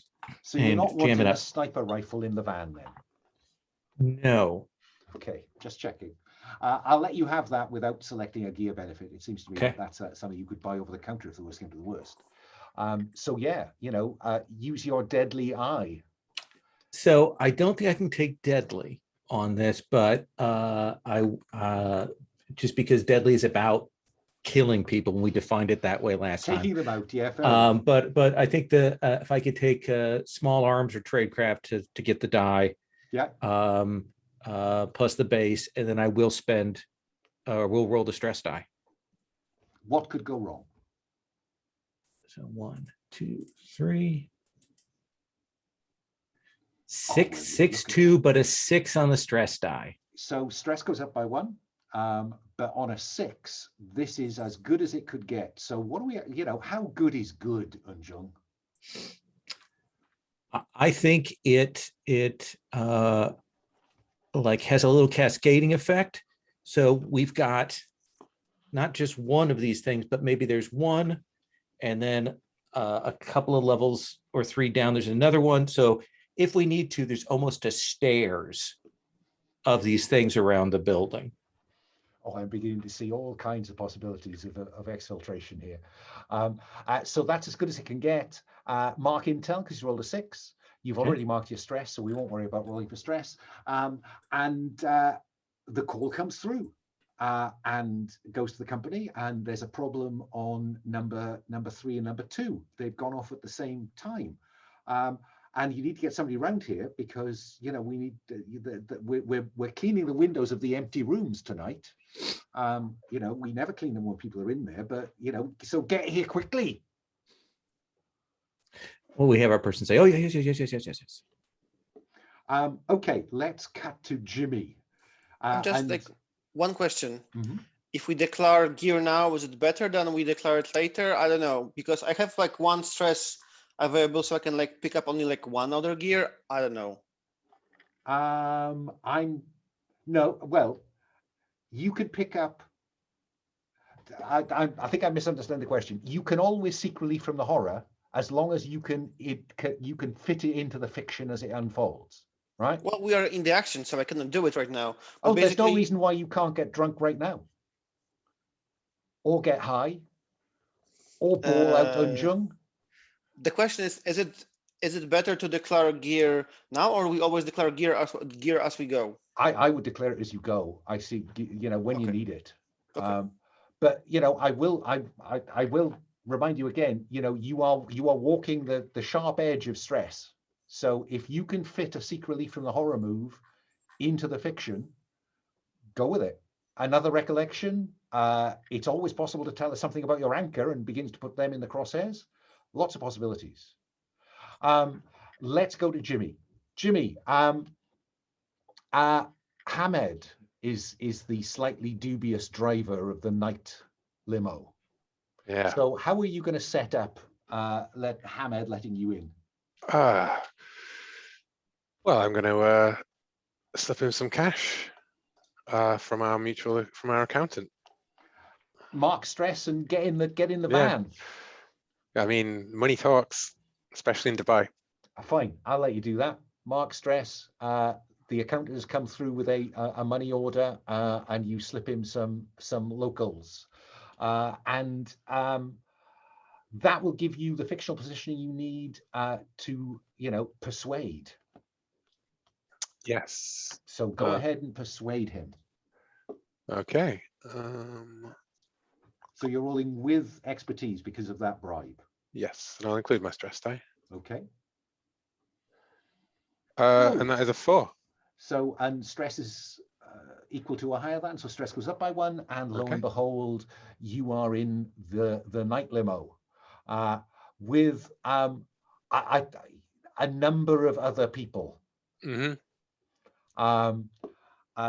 heading to the hotel. Yes, and of course, in Jimmy's cover, this is very, very hush hush. You don't want to pay too attention to who the male members of this limo are going to. Not in Dubai. Serious business. Mum's the word. And I think probably we'll see in quick succession the night limo and the repair van going through the security checkpoint on the bridge effortlessly. And we will see both of them heading around to the side of the building, because that's where access is for anyone but the rich and famous. I wonder, did Lowell roll a 6 on his shooting? So there is like, you should get intel and roll for stress or something like this? I took stress because Okay. I rolled a 6 on the stress die, and I marked intel. Sorry, yeah. Lena, it's the night shift. What have you been doing with your night shift? I think this is a clear, I need to know where this guy is, or at least what room he claims to be in, and maybe some details of nearby rooms as well. Okay, well, let's have you roll to investigate then. I think that, getting somebody who is also on duty to help you use the app. So I'm very happy for you to use persuasions, your expertise here to get access. So it's with expertise, stress dice if you want it. No, we'll just go for the 2. Okay. Let's see what we get. A 5. Okay. Basic information. Mr. and Mrs. Kane are in room 222. 222. Okay. And their personal butler is called Assar. Assam. Yeah. Assar, A-S-S-A-H. And there's been a particularly heavy demand for room service for the last several days. Room service. As in large quantities and quite often. Certainly large, they were here for about 24 hours, then the room service, they haven't been out, and that room service bill's gone through the roof. Okay, because quantity of room service would tend to indicate a few people in there. I think that's fair. Yeah. Okay, and I think next you'll see me is greeting the night bus. But before you do that, I give yeah. you you can ask me another question if there's something else you want to know about this. Yeah, I want to know, is any of the rooms adjacent on either side free? I'm going to say that one is free and one is occupied. One free. And they're not rooms, they're suites. So suite 221 is occupied. Suite 223 is not. Okay, superb. And then I will go and meet the night bus and meet up with Jimmy. And Jimmy is going to have a few drinks in the back of that limo. Because there will be drinks in the back of the limo, and not just drinks. Yes, and is that is he seeking to just oil the stress? Yes, because I went up to 4 in the last couple of bits. So yeah, I would definitely want to do that. Okay, let's have you seek relief from the horror by indulging a vice if you get drunk or high. So reduce stress by 1, and what did you get? A 3. So I'm distracted by my need for just one more hit, I think. It's coke going around the back of this limo. There is. And I have one just to fit in, and then I have another one, and then another one. And then I do manage to stop myself, but I'm like, a professional would have only had the one. Exactly. Slightly ashamed, slightly shaken. Your expertise is not available until your stress goes up again. Mm-hmm. So there's a little drop down that allows you to set that on the sheet. So Jimmy comes out of the and Lena, he's not looking sharp, right? He always looks slightly disreputable, let's face it. But maybe he's just brushing some white powder off his shirt. Oh no, it's the eyes. Okay. Oh, let me check my stress, because I may want to berate him. Go for it. 3. Let me have a quick look at that move. As you make your Is there- way to the service lift, perhaps. Yeah. Okay. So this is the first time I've seen this Incarnation of it. There is no sort of It's behaved beat up badly. some. It's behaved badly. It's behaved badly. Is it? Oh, If you- verbally or physically abuse somebody, or chat them up and have meaningless sex in the lift. No, I think verbally and physically. What's it? I don't like. This is the Sabine moment where you fuck somebody else over. I don't care. I'm all for it. What's the chances of me Do it. doing you over here that Yeah, badly? it's all it's part of the 50-50, game. but it's part of the game. This game is 50-50. largely about Yeah. forcing you to seek relief from the horror, guys. The Do it, rest or is I'm just do it, chrome. or Paul. I'm going to immediately take the opportunity to verbally abuse you and snowball two moves in a row. But look, Jimmy can't use his expertise till his stress goes up. Yeah, you do me a favor. Okay, fair one. Yeah, actually, yeah, I sort of need it. Yeah, so I think I will collect Jimmy and just see him come out of this limo, with his eyes, as if he's been on sort of high quality atropine or something. And I'm just going to shake my head and say, for fuck's sake, this is the first big job, and you're acting unprofessional. Follow me, and I'll sort of drag him into this service lift as we go up to. Is it the 22nd floor? It is the suite number 2 on the 22nd floor. Okay, so clearly their lifts are quite quick, but the service lift is probably a bit slow. And basically in the lift, I will really just, ream him out and say, he's unprofessional. Let's roll that dice and see how I respond. Exactly so. Stress has gone down by 1. So it's just a single D6, yeah? It is. Okay, let me reduce my stress by 1 straight away and see how it goes. 4. And they are an operator. They take it really badly. Agree with them why they are so hurt and what has happened. They roll for stress. Well, let me roll for stress to see. I'm not bothered. There you go. Okay. Yeah. Everyone's So you a still winner. don't get back your expertise? I still don't get back my expertise, but I just look at you and I just go, I'm not a goat. Whatever. Love.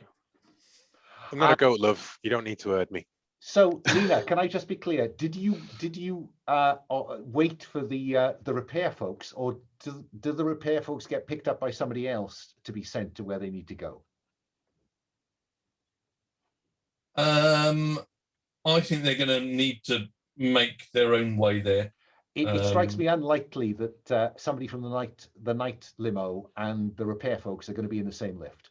So, Eun-Jung and Vlad, one of security comes to you and says, you've got to sort it out quickly. The schedule is really tight.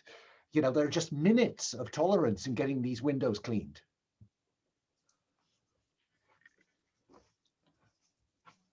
What do we see you doing, Eun-Jung? This was your idea. Oh, you are muted. My plan, Vlad, is to have them take us to the control center so I can check on things and set up our remote. And while we're doing that, you can use all your tools to scan for Wi-Fi or do electronics, do whatever you want to do tech-wise here. And then we'll go out to the elevators, because we're going to have to do it from the elevators themselves. Looks like something physically is broken. Does that seem cool? Yeah, except that I think this clone device we have, I think it's more like your jam, because it probably needs digital intrusion. It's probably not like tech to use it. Okay. Well, then how about this? Fair. Yeah, I will think of something. Okay. Yeah. Essentially, the first thing that we want to do is be able to get into the elevator systems so that we can control them later, and then we want to go out to the elevators. Fine. So let's have you roll digital intrusion while security looks on. And it's a sophisticated setup. There are cameras on every floor, multiple cameras. There's very, very few places in this hotel that are not covered by the cameras. Let's see you do digital intrusion, and I'll come to Vlad. And let me check one thing here. You will need to kind of select your tablet laptop. That seems fair. Get back to this. I'm just checking how that works. Get back to this page. Okay, operators. That's our context. So, okay. So that'll be 2 dice, right? That would, unless you want to put the stress dice in there. I'm at 3 already. Let us hold off on that. I'm going to roll these 2 dice. Ooh, 2 and a 1. And you don't have the option to boost that by invoking your specialism, because that's not your specialism. So I'm going to put that in as I'm going to mark some heat. I'm going to offer you success at a cost. Okay. You can control one system here, but whoever is the system operator for this is going to spot that somebody's in the system. And that will mean that any more digital intrusion, their expertise is likely to cancel yours. Interesting. Look at, can't do that. If you can think of a call on the contact that would give you an option for a reroll, that's always on the table.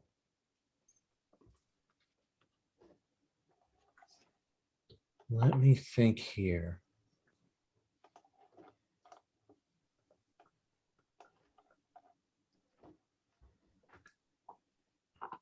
Yeah, let me look at the contact list here real quickly. I think there's a hacker on it for what it's worth. Yeah, we haven't used that hacker yet, have we? Don't think so. Then that's who I want to use. Fine. And select a hacker. You can give them a name at your convenience. That's on operators. This is contact.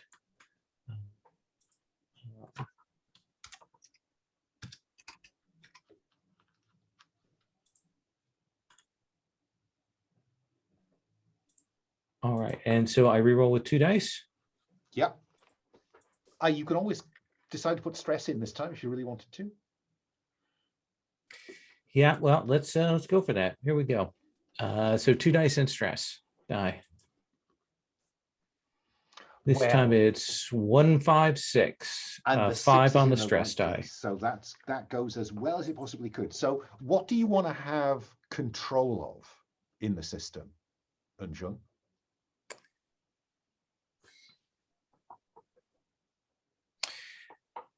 I think control of the elevators. We know where these people are.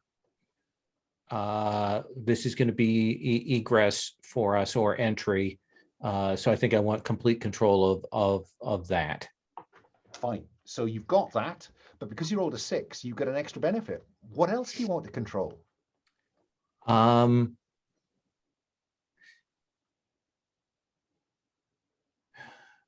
Yeah, the phone line to the police. I want to be able to cut them from calling in the local anti-terrorism squad to blow us up. That bunch of SAS trained Emirati that I've had warming up in a hangar somewhere can go back to their bunks. It sounds like. Okay. Yep, they can keep playing solitaire. Okay. So you have control of comms in and out, and you have controls of the elevator. Let's then. Where are you going to go next, Vlad? You are muted at Lowell. Yeah, and then Vlad, take us wherever we want. Eventually, we want to end up at the elevators, the external window cleaning things. Yeah. We want to end up there, so you want to like rail down on them and like ambush them through the window. That's your point. Something like this. Well, so what I'm figuring is if we get to them, we can let Lena and Jimmy decide how they want to approach it. If they want to go in that way, we can.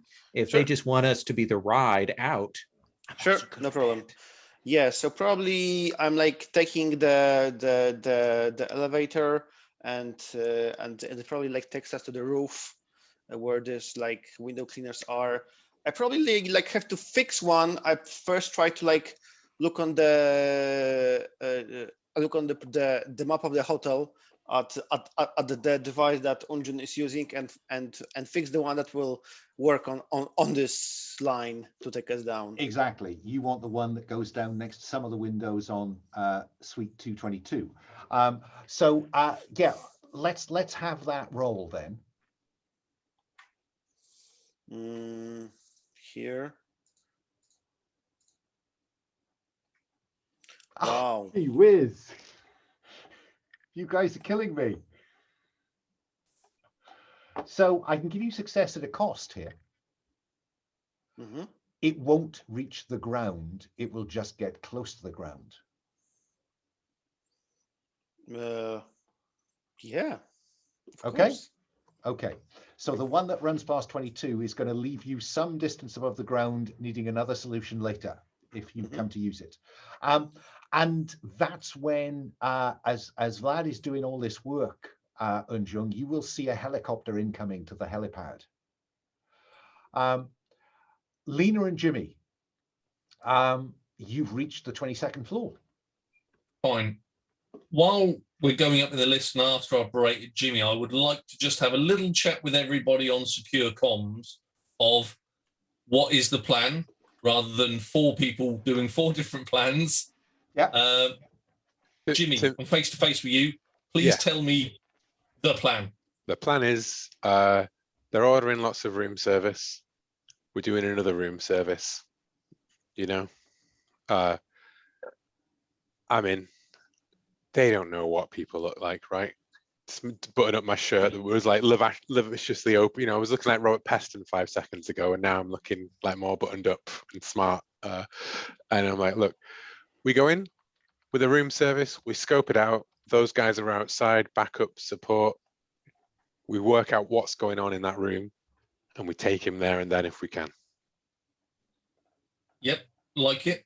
My sort of plan, maybe building on yours a little, was from the adjoining room up into the aircon vents, down into the bedroom, nab our man. It is the night shift. Hopefully he's asleep. Bag him off to our men on the lift outside, and maybe we need you in there first to confirm what room he's in. So maybe I can do some scampering through the air ducts. Oh no, look, or I maybe think you that's go more in, my have a look, style. come back. I think scampering through the air vents is more my style than yours. Intrusion. Fine, then I'm more than happy to go in. You've got the uniform and everything. Or do we need some sort of persuasion to separate said terrorists from said man? Well, I reckon your persuasion gets you through the door, Lena. You're persuasive. You look the part. You get me into. We go up to that floor. You get me into the room next door using your key card or whatever. Right? It's an empty room. I break in through the vents. The other guys are outside. Maybe we see what they. Once you're in, we can start to pick them apart. We were on comms the whole time. They might be cleaning the window at the same time, right? And we'll see what they've got. And I'll see where these vents go. Over there, they're the big ones. Don't want it to be like Dublin again. No. And Vlad and Eun-Jung, you guys, any cool ideas to add to the plan? I don't know. We shoot the bad guys through the window. I don't know.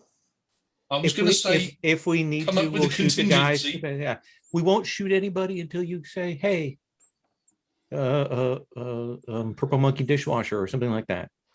We can always break the window and try to forcibly grab him and take him out. We are support to what they do. Let them. Actually, if you get them talking, I can cut the window into in the bedroom, open the window, and extract him as you are talking to whoever is in the other room. Yeah, let's see. I like this we'll have to see how it goes, but I think that's the rough idea, right? Is somehow we extract him from the room, and Lena is running eyes, basically, is running eyes and mouth on the scene, right? And the rest of us are trying to pincer movement on Kane if we can find him, on Torvald. Okay.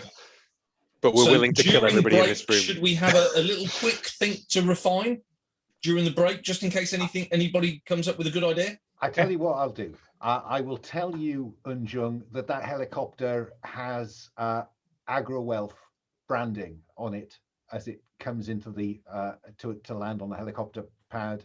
And let's take a break now, back at 5 past the hour, and I will then just check in with you who does what in which order. Okay, I'll see Good. you then.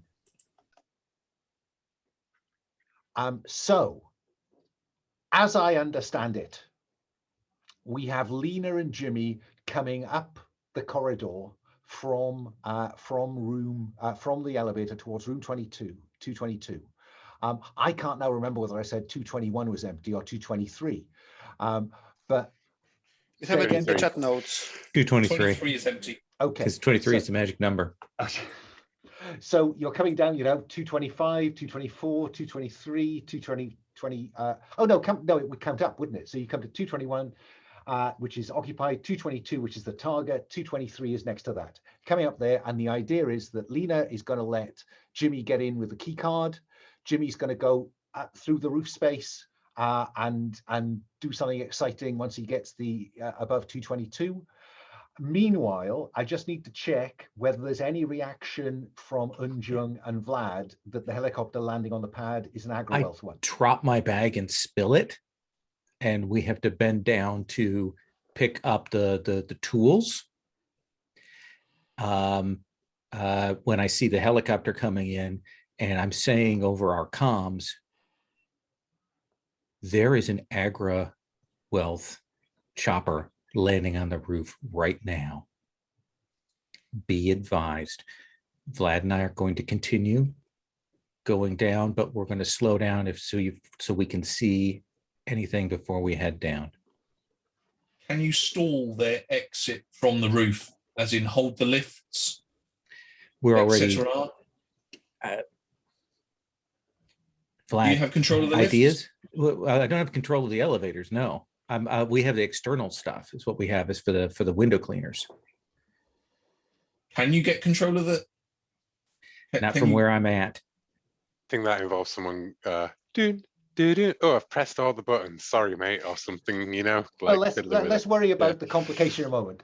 Yeah. So as we speak, Eun-Jung and Vlad are on the seat, are on the roof, watching this helicopter land, and there's a pilot clearly, but two guys get out of the back, and you can see them speaking into their wrist, and that's where we then cut back to Jimmy and Lena. 221 is occupied, 222 is the target. The door is ajar. What, to 222? 2. Oh, fuck.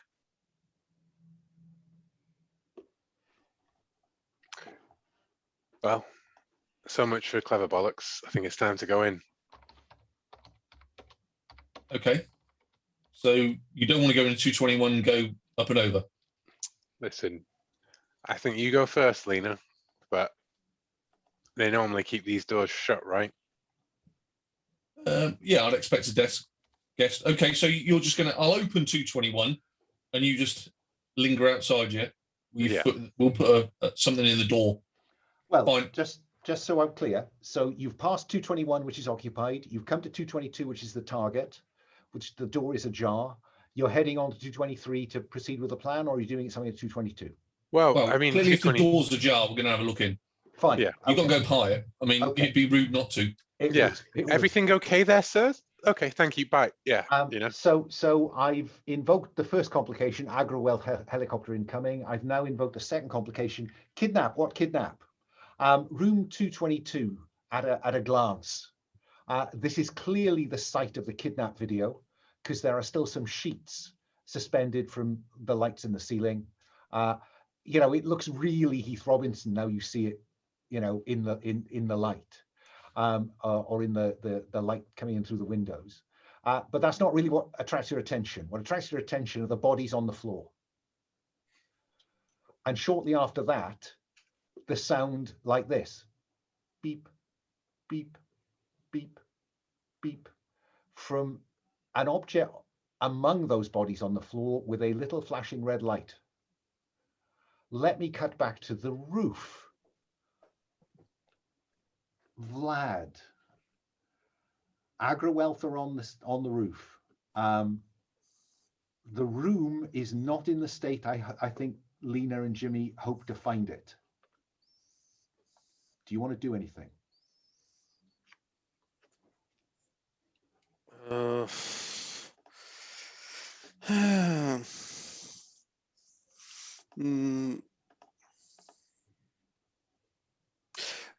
Who's good with bombs? I didn't want to put it as bluntly as that, but if that's what comes through in the comms. Yeah, who the fuck? Who's good with bombs? Quickly. Fucking just come on now. Yeah, let's write the elevator down. I don't know now if I'm good with bombs. I don't know what are the other. Jump on, take the elevator down. I will slow down the aggro while people appear. Sure. Okay, I've invoked my third complication, which is bomb. And by elevator we mean the external window washing one, don't we? Yes. Of course we do. So let it rip so it's like falling as you're going down. So yeah, we have Vlad, hanging on to this thing as it just rockets down about 5 floors, because I think you're on about the 22nd floor and there can't be more than 30. So down it goes, giving Lena a chance to just look about the room. I mean, do you leave the door open, for instance? Yeah, I can't see it outside being too busy. Okay. Unless David Beckham comes by. And we thought we were going to take him out on a boat. Well, we still might do. Tell me what I see. So lots of dead bodies. What kind of people do they look like?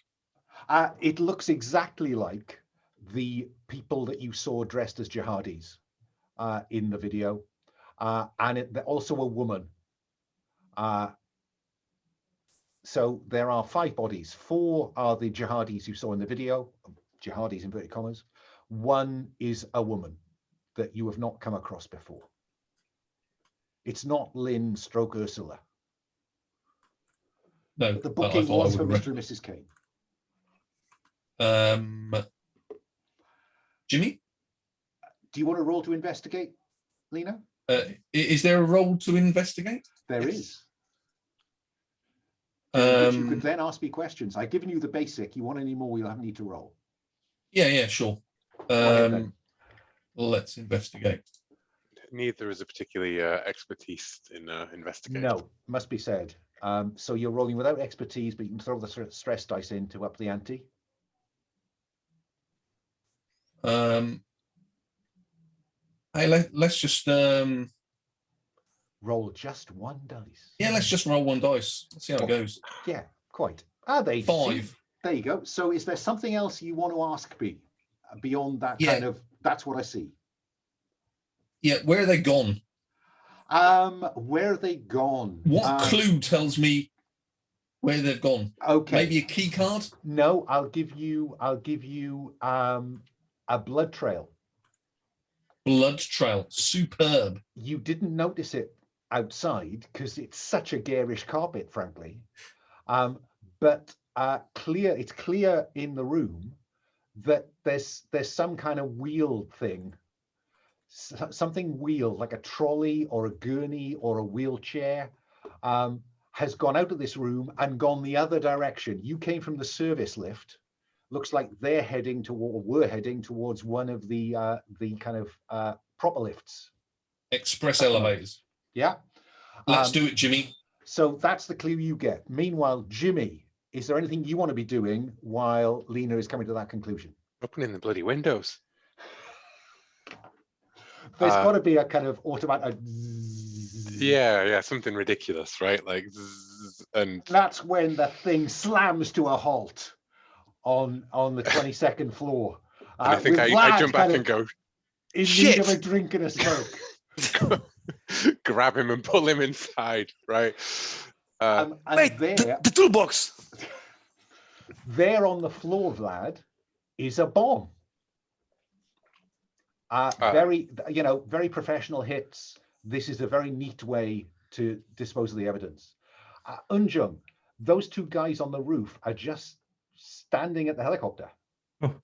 I kind of do the thing where I look down, he's gone down, and I kind of look, and I'm kind of got my bag, and I'm doing the walk back with the like phone on the thing. So I pass by them to because the elevator, I was there, helicopter's in the way, elevator's that way.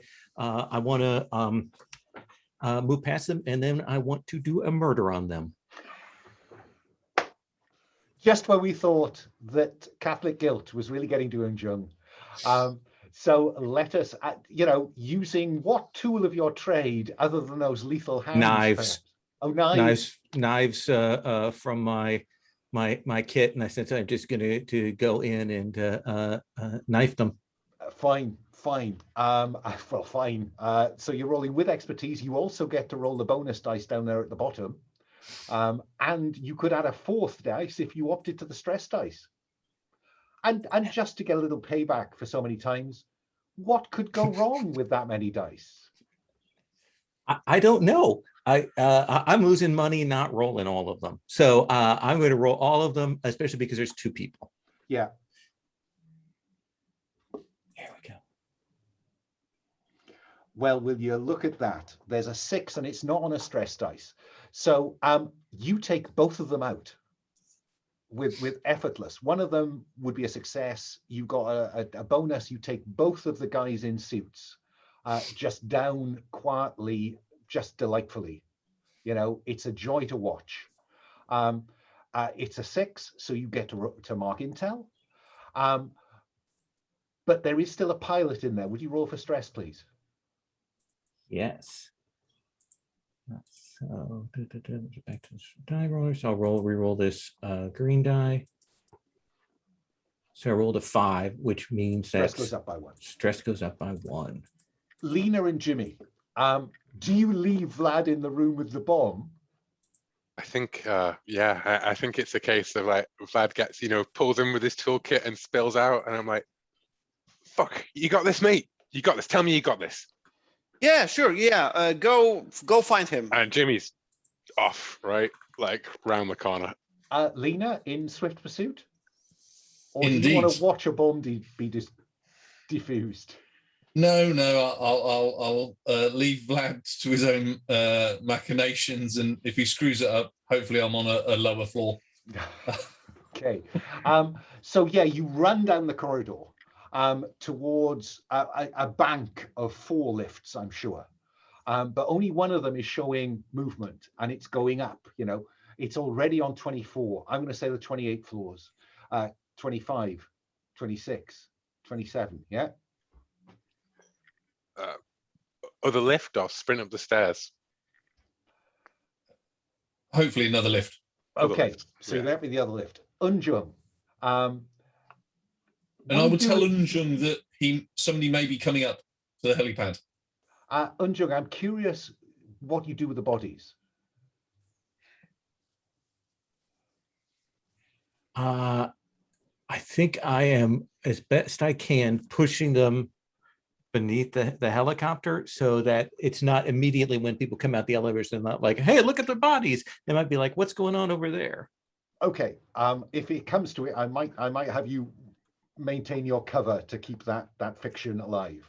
But are you loitering in the vicinity? Actually, no. I'm going to roll back. I think it is more important that I eliminate that pilot. Okay, right. Bodies on the ground.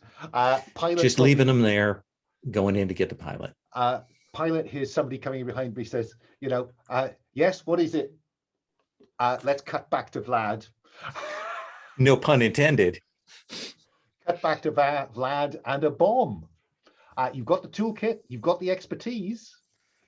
Yeah, luckily I can use my expertise. I'm gonna take this calmly, take the glasses, take the scissors, whatever else is there, and start working on cutting the red first, and the blue, then the other one. Tiny scissors. Yeah. Yeah, let's have you roll with expertise. Feel free to add the stress dice just to increase the chance of success. I'm stress testing, rolling only 2 dice. When stress is higher, you have less chance of raising in stress as well, just to. But there's a 6. There's a 6. Just when you think the guy, has made a classic mistake, the 6 comes up. You've defused the bomb. But what is the added benefit? What benefit do you want out of this room or out of this situation that is fictionally reasonable? If the bomb was on anything other than just a timer, then maybe I can somehow trace how it was supposed to be detonated. Like, do they call the number? Is it like a cell phone strapped into it? And maybe I will be able to trace the number. Oh, no, that's fine. Yeah, you know which phone was going to be used to activate it. Yeah, and you can trace that, do stuff with that phone if we get to that place. Sure. But the bomb hasn't gone off. Do you leave the room, or do you stay there with the door open or with the door closed? I rolled a 6, so do I mark intel and roll You for do stress? mark intel and you roll for stress. Quite right. Well remembered. So you see, I am using the stress die. Yeah, that isn't it strange how that happens? But it didn't go up. The stress dice is your friend. When you pass half stress, it's your friend. Back to the helicopter. You're in there with the pilot, Eun-Jung. Let's have you dispose of them unless they are remarkably lucky. So you're rolling the 3 dice down the middle and the stress dice if you like it.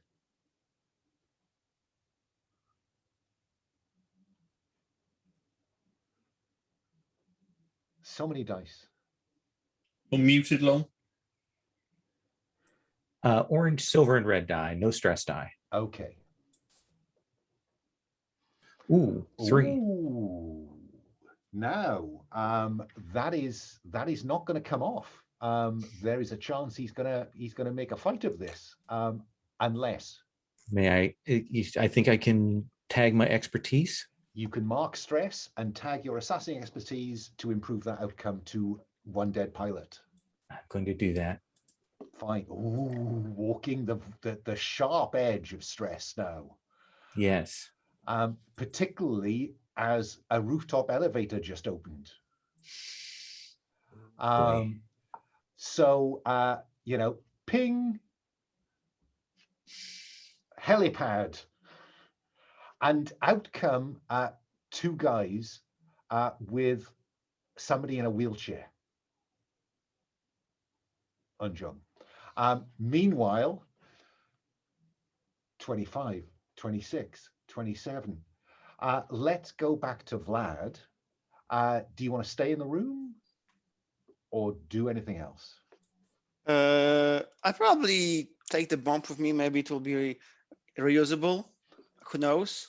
Who can ever leave a bomb? Yeah, it's too tempting. It's already here.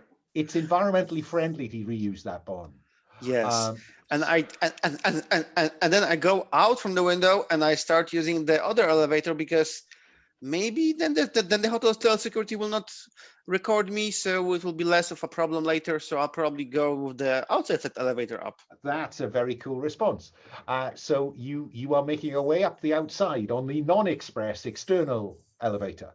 So yeah, there are 2 guys wheeling somebody who's kind of in the wheelchair, kind of like that.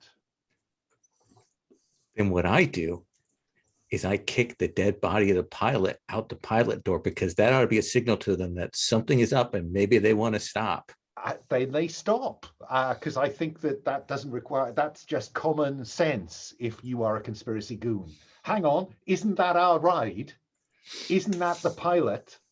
Yeah. Shit. And I don't say anything. Bodies? Yeah, I don't say anything. I don't pull out gun. I kind of stay down. So oh, maybe it's a vampire in there, or maybe there's some other shit going down. Okay. I don't want to tangle with them right now. Okay, so they pause, and they split to make themselves more difficult targets. One of them has the guy in the wheelchair. They're leaving the wheelchair guy there. They're leaving the wheelchair because he's just like that. So they're coming from the elevator towards the helicopter very stealthily with guns drawn. I kick on like there's a helicopter. It has all of those lights that a helicopter has for landing and all that stuff, and I just hit all of those to illuminate the rooftop. Okay, well, I'm just curious how familiar you are with the controls of a helicopter. So let's have you roll to do something else with vehicles expertise. Huh. So that's one die, right? That is. Now, before you roll this dice, do you want to seek relief from the horror? Because depending on how this dice were to fall, I just want to remind you that you are on the cusp of breaking. Yeah. In which case, you could end up flying them out of here. So secretly from the horror.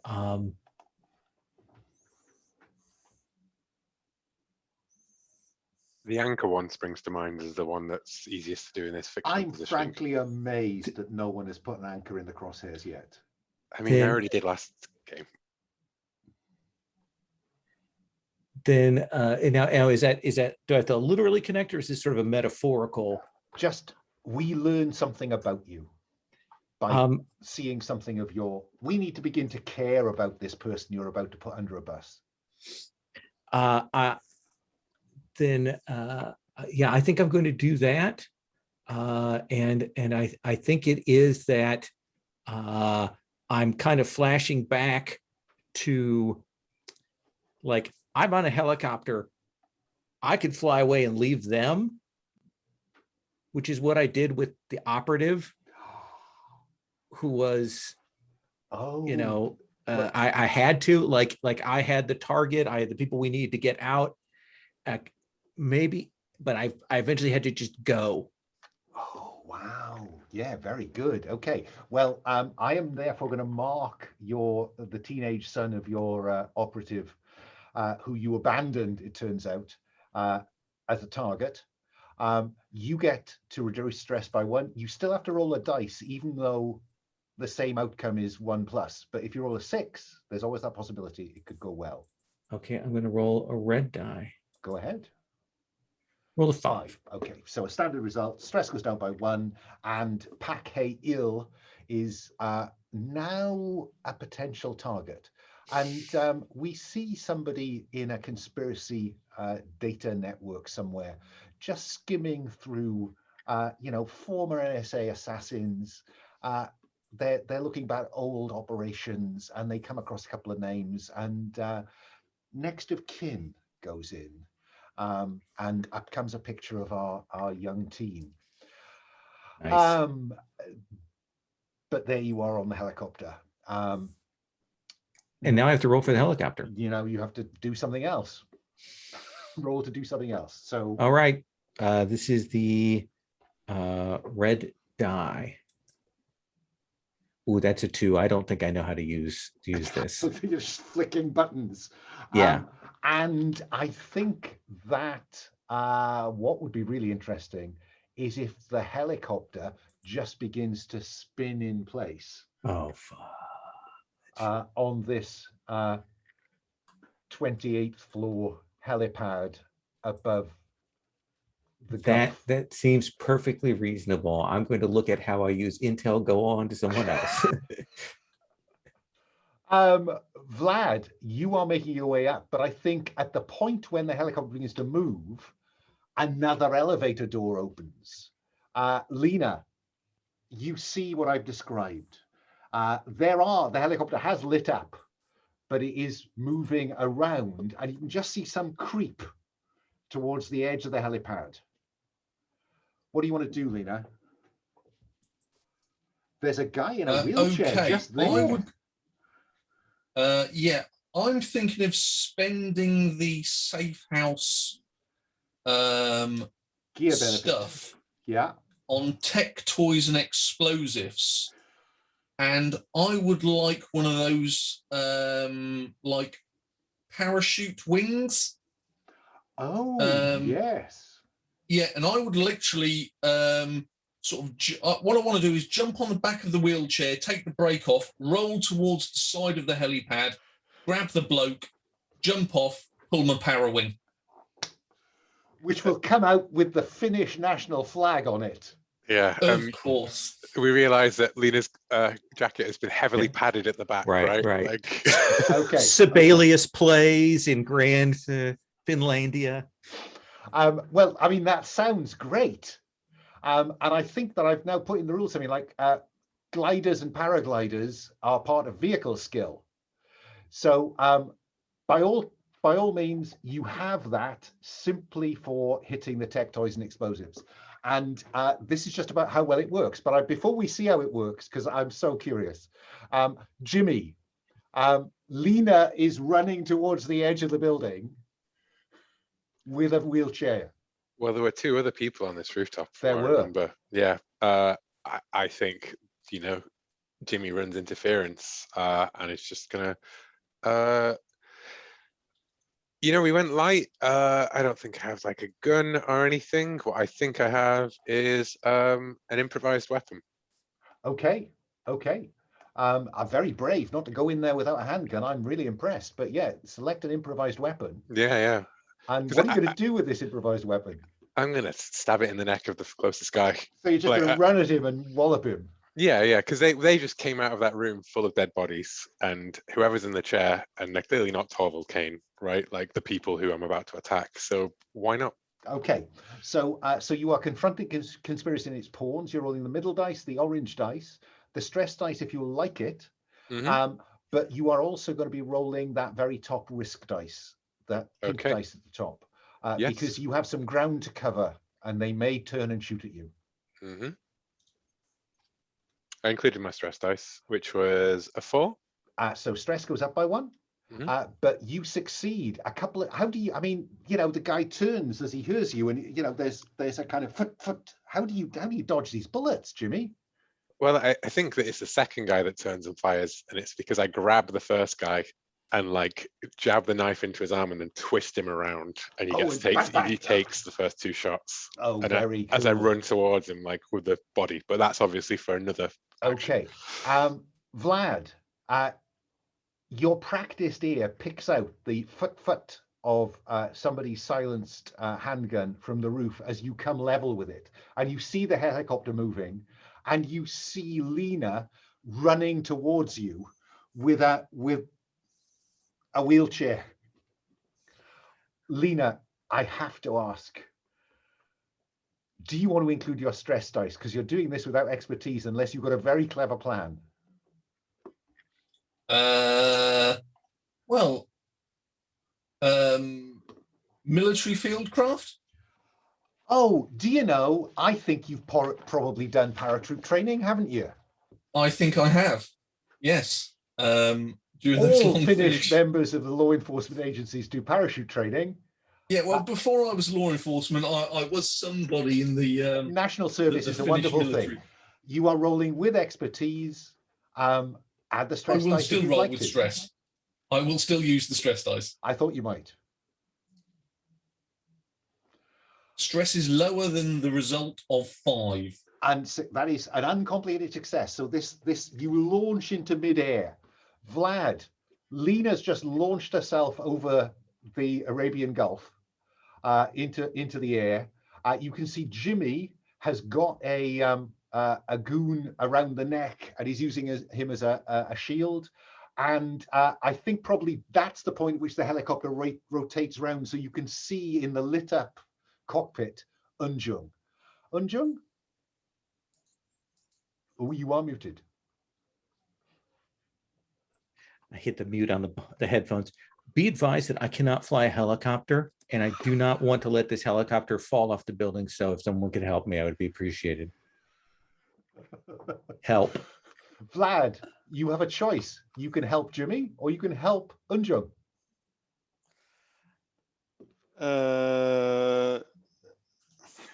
Wait, who do I care for? Who do I don't care for? Good call. Yeah, as I'm probably. So first off, I look. Man, I always wanted to do parachuting. Well, maybe soon. And then out from the box comes the silenced handgun, and the guy in the lights is like, pew, pew, pew, pew. Confront the conspiracy and its pawns. You're rolling with expertise. but you can put the stress dice if you like. He's not focused on you, so there's no risk to you in this round. So that means that I'm rolling which dice? The middle dice and the orange dice, because you have handgun expertise. Okay, that's combination. It's like an L combination, yes? Yeah, yeah.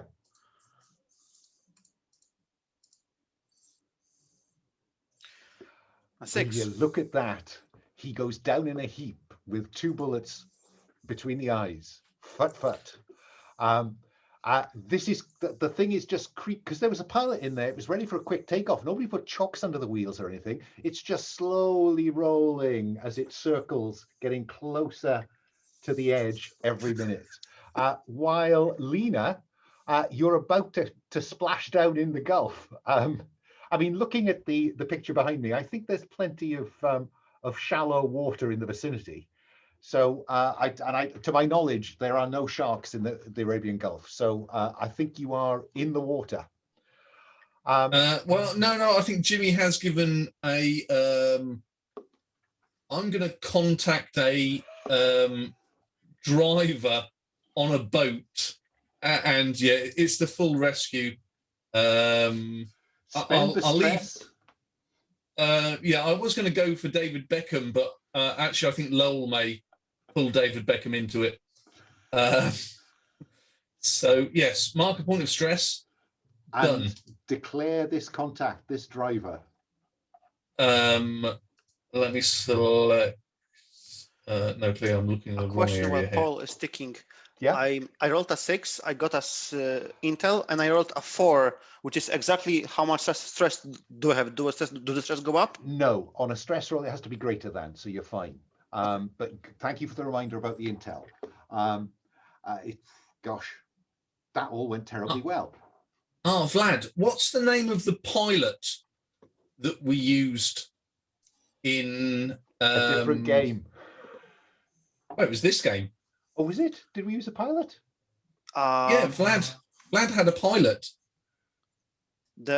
Carl had a pilot, not Carl had a Vlad. Yeah, that's what I mean. Carl, yeah. I don't know if we put Well, look, the character keeper. Yeah, well, you guys carry on. I'll get the name of this guy. Don't worry. Okay. Jimmy, the other guy slumps down, and you realize he's been shot by Vlad, who's just come over the edge of the roof. So you've swapped operators. One's come off the roof, one's on the roof, and through the ear is coming Eun-Jung. Yeah, I did mean that. You know, I do not know how to control this helicopter. What do you do, Jimmy? I mean, the guy I'm holding, right? Like, he's just a guy. They're both just people. It seems they died pretty quickly. Like the body goes down, the other guy goes down, and I'm like, fuck. Oh fuck! As the helicopter goes swinging around, and I mean, I don't know how to fly a helicopter either, but I'm willing to give it the college try. And I leap. I try and like duck and then run, kind of thing. Under the tail as it swings around. Yeah. Okay. And struggle into the co-pilot seat. What about you, Vlad? Do you want to trust Jimmy to fly this thing off the top, or do you have another plan?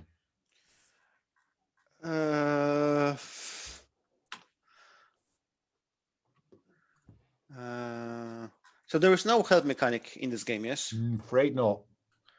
Afraid not. Well, if Jimmy is running toward the chopper, I probably stay on the landing spot and I wait for them to get some control over the chopper. The 3 of us or the 2 of us won't change a thing. That's a hard-bitten professional's view. Don't get in and out of control helicopter. Okay, Jimmy, let's have you roll vehicles. Okay. I'm not very good at vehicles. No, if at all. So you're rolling with just the central dice, unless you want to put the stress dice in. Of course, have I ever not put the stress dice in? There's a 3 is not good enough, is it? No. So, I think you've just turned the kind of whatever kind of afterburner thing that is just now moving it. It stopped spinning, but it's now moving towards the edge in a straight line.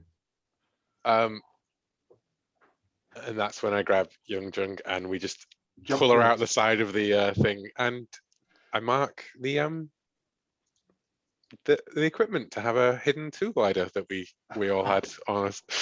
I can't. I'm strapped in. I'm not leaving this helicopter because innocent people are going to die if this helicopter goes down. Oh, I hadn't thought of that. Oh. Yeah. You kind Well, of turned to like grab me, and I'm like, no, we can't let this helicopter hit the ground. I tell you what I do. I call in a contact. Go on. I call in Rudy Spitz, who sent me on flying lessons in this exact model of helicopter before. To get a reroll. No, yeah, I mean, yeah, I tell you what, I call in. Well, he would be the pilot, right? Like, Yeah. so yeah. He's the wheelman, right? Yes. Yes. Or whatever I called it. Yeah, I'll look it up later. But I'll re-roll with the It's stress driver, dice. actually. I went for Driver. simplicity. Oh my god. Rudy didn't teach me well enough, clearly. What did you just roll? 3. Okay, now I think the fiction has changed enough as this thing edges over the edge To just turn it off? for Eun-Jung to have another crack at getting this thing to work. Because I think I did say now both the main what do they call them? Rotor and the back rotor are working. So Eun-Jung. So that'll be 1 die plus another die for the stress die, right? For stress, unless you can think of a way to kind of remember that course the agency sent you on.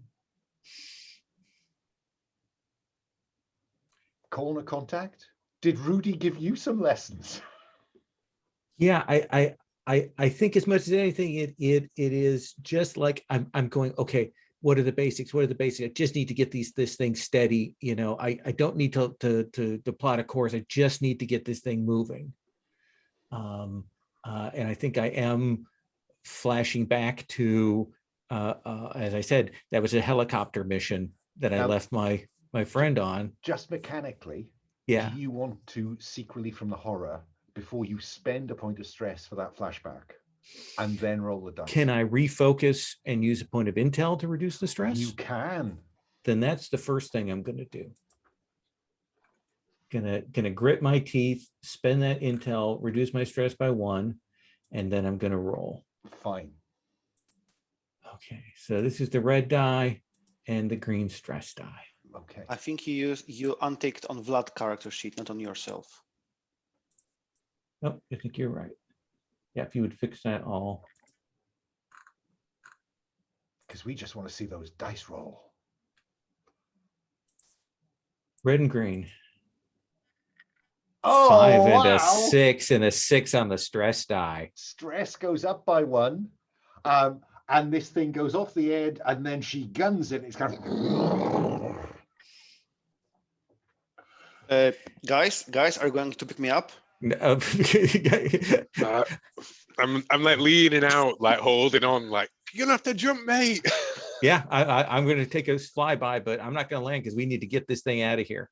Well, I think, look, it's a 6, right? So you mark intel, and the advantage can be that you hover close enough to the edge for Vlad to leap across without needing to roll anything. Because frankly, I can't take another aerial.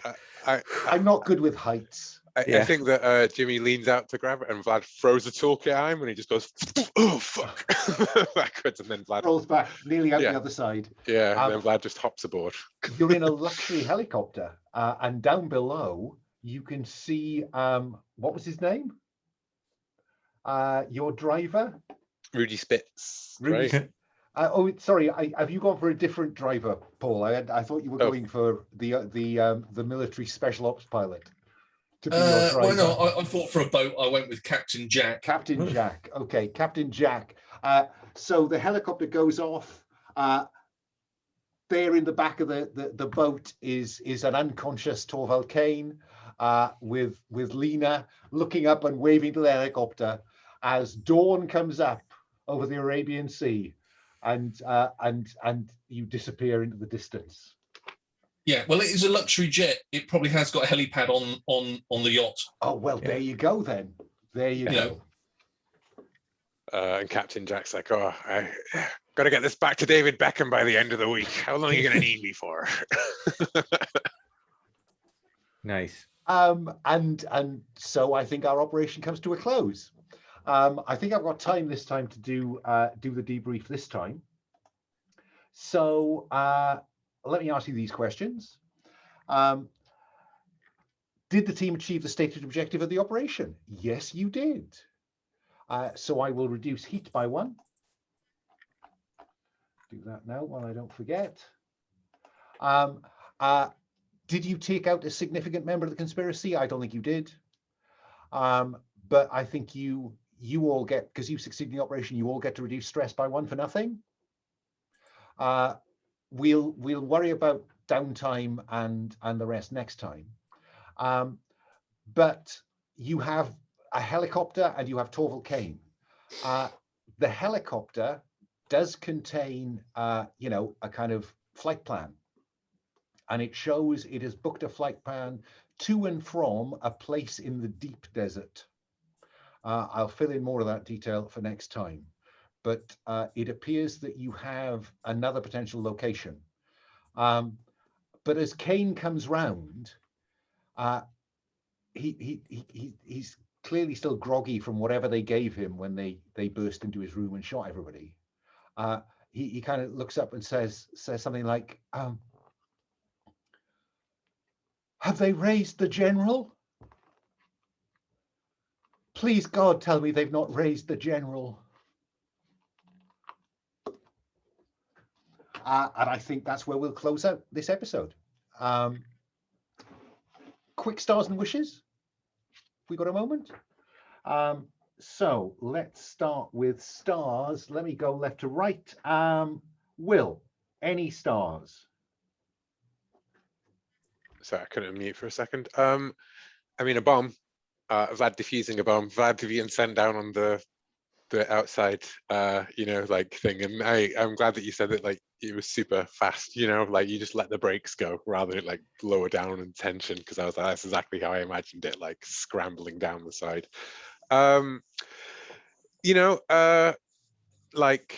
Paul actually doing the do something, behave badly move.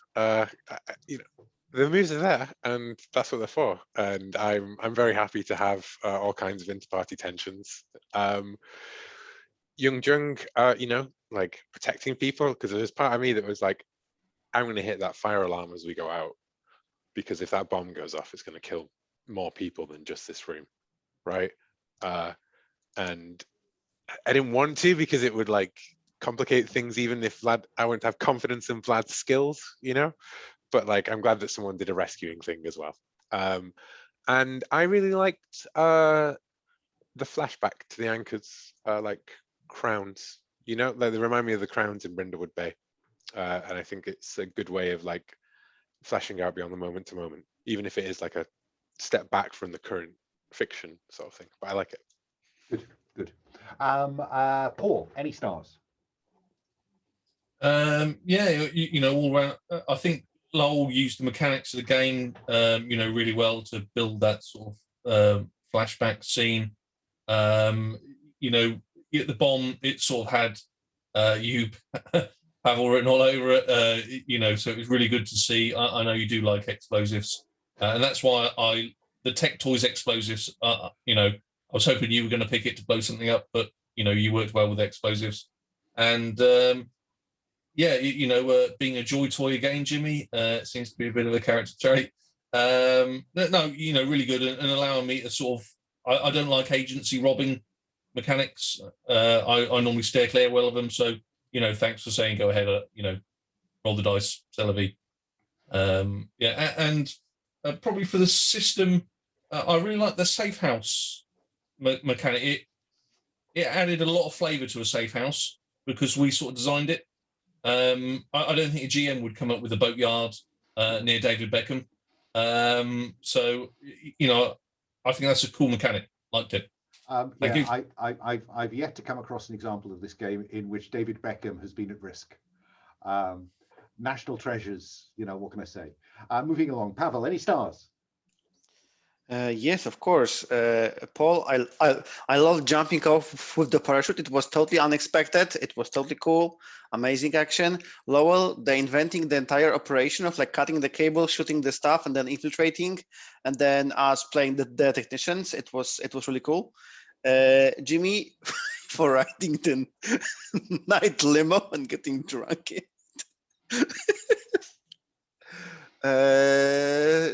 Yeah. My Okay. stars. Thank you. Lowell, any stars? Yeah, first off, I'm really pleased to see how the system is structured, getting used to the play of it. I'm fond of any game that has a good tight 3-part structure, that we get the setup, do that, we got the middle part, we've got that, and we still have time. And I felt like that ran really well with this system, and there were a lot of things to do, and there were interesting choices throughout. The flashback mechanics, I enjoyed the flashback stuff as well. I agree on that. Both Paul and Will doing the behaving badly things were quite good. Real satisfying moments in the play, and of course the James Bond Finland parachuting paragliding thing was great. So all around, just really strong. Yeah, no, that was a good session, guys. My stars, I think Lowell, the fact that this is a character who is regretting past actions, and we're beginning to see that come through in the present. I think that's great. Jimmy thought about the fire alarm, but no. But yeah, Paul, I have to give you a star with knobs on for the paraglider. I don't know if that just came to you or whether you had some thoughts about that earlier, but it was a just chef's kiss. Pavel, the bomb was there. I was so hoping that you were going to take the bait and go and disable it. The fact that you've got to take it away is an added bonus. And Will, yeah, Jimmy came good here. Jimmy's, plays the cynic, but actually, he's a more than reliable individual. But I'm glad you succumbed in the night limo. Who knows what you succumbed to in a night limo, in truth. But there you go. So yeah, that was good. Thank you. Let me go back round for any wishes. Will, wishes for next time? I'd like to see, I like vampires and Renfields and like the spooky stuff. I definitely want to come up against, investigate, or whatever, like more weird stuff. And I liked what we ended up doing here with like our, when I think we still felt our way around it, but like coming up with like task focused investigations. Like what you're doing with your investigation is setting up a task that you're gonna do, right? Like I'm gonna find something out by doing this kind of thing. And like when it comes to the operation, like we're gonna go out the window and we're gonna be on the inside, right? And it's like social versus kind of like we've arranged a technical kind of approach to getting in. And I think it helps to break it down in almost like Blades style, like kind of like this is your engagement role kind of result, you know what I mean? But yeah, I guess that's not so much a wish as just a thought generally, as in like I think it worked really well. And good. Yeah, good. Moving along, what about you, Paul? Any wishes for next time? Anything you want to be seen doing or seeing? No, I'm happy with what I'll play along with whatever comes out. So I'd still like probably this is more directed at the players or you giving us some time to do it. A little bit of chat before we do something. I still think we're a little bit herding cats. I don't mind if it goes off because I was expecting them to be in the hotel room, but I think sometimes people can waste an action if it's not bounding off each other, sort of thing. So Okay, I'll try to pin you down more. Pavel, what about you? Any wishes? I kind of wish for more descriptive approach. Like my character is very technical, and framing some scenes we bounced off, and I was merely trying to like take some photos, and I like completely bounced off. So I don't know. I wish for some more creative freedom to use some of those technical skills, because we had some clash over there. Yeah, I'm sorry about that. I think it's just, it's the fictional positioning. I think if you can come up with a fictional positioning, I'll let you roll. But it's just, it's difficult to get around that. And what about you, Lowell? Any wishes for next time?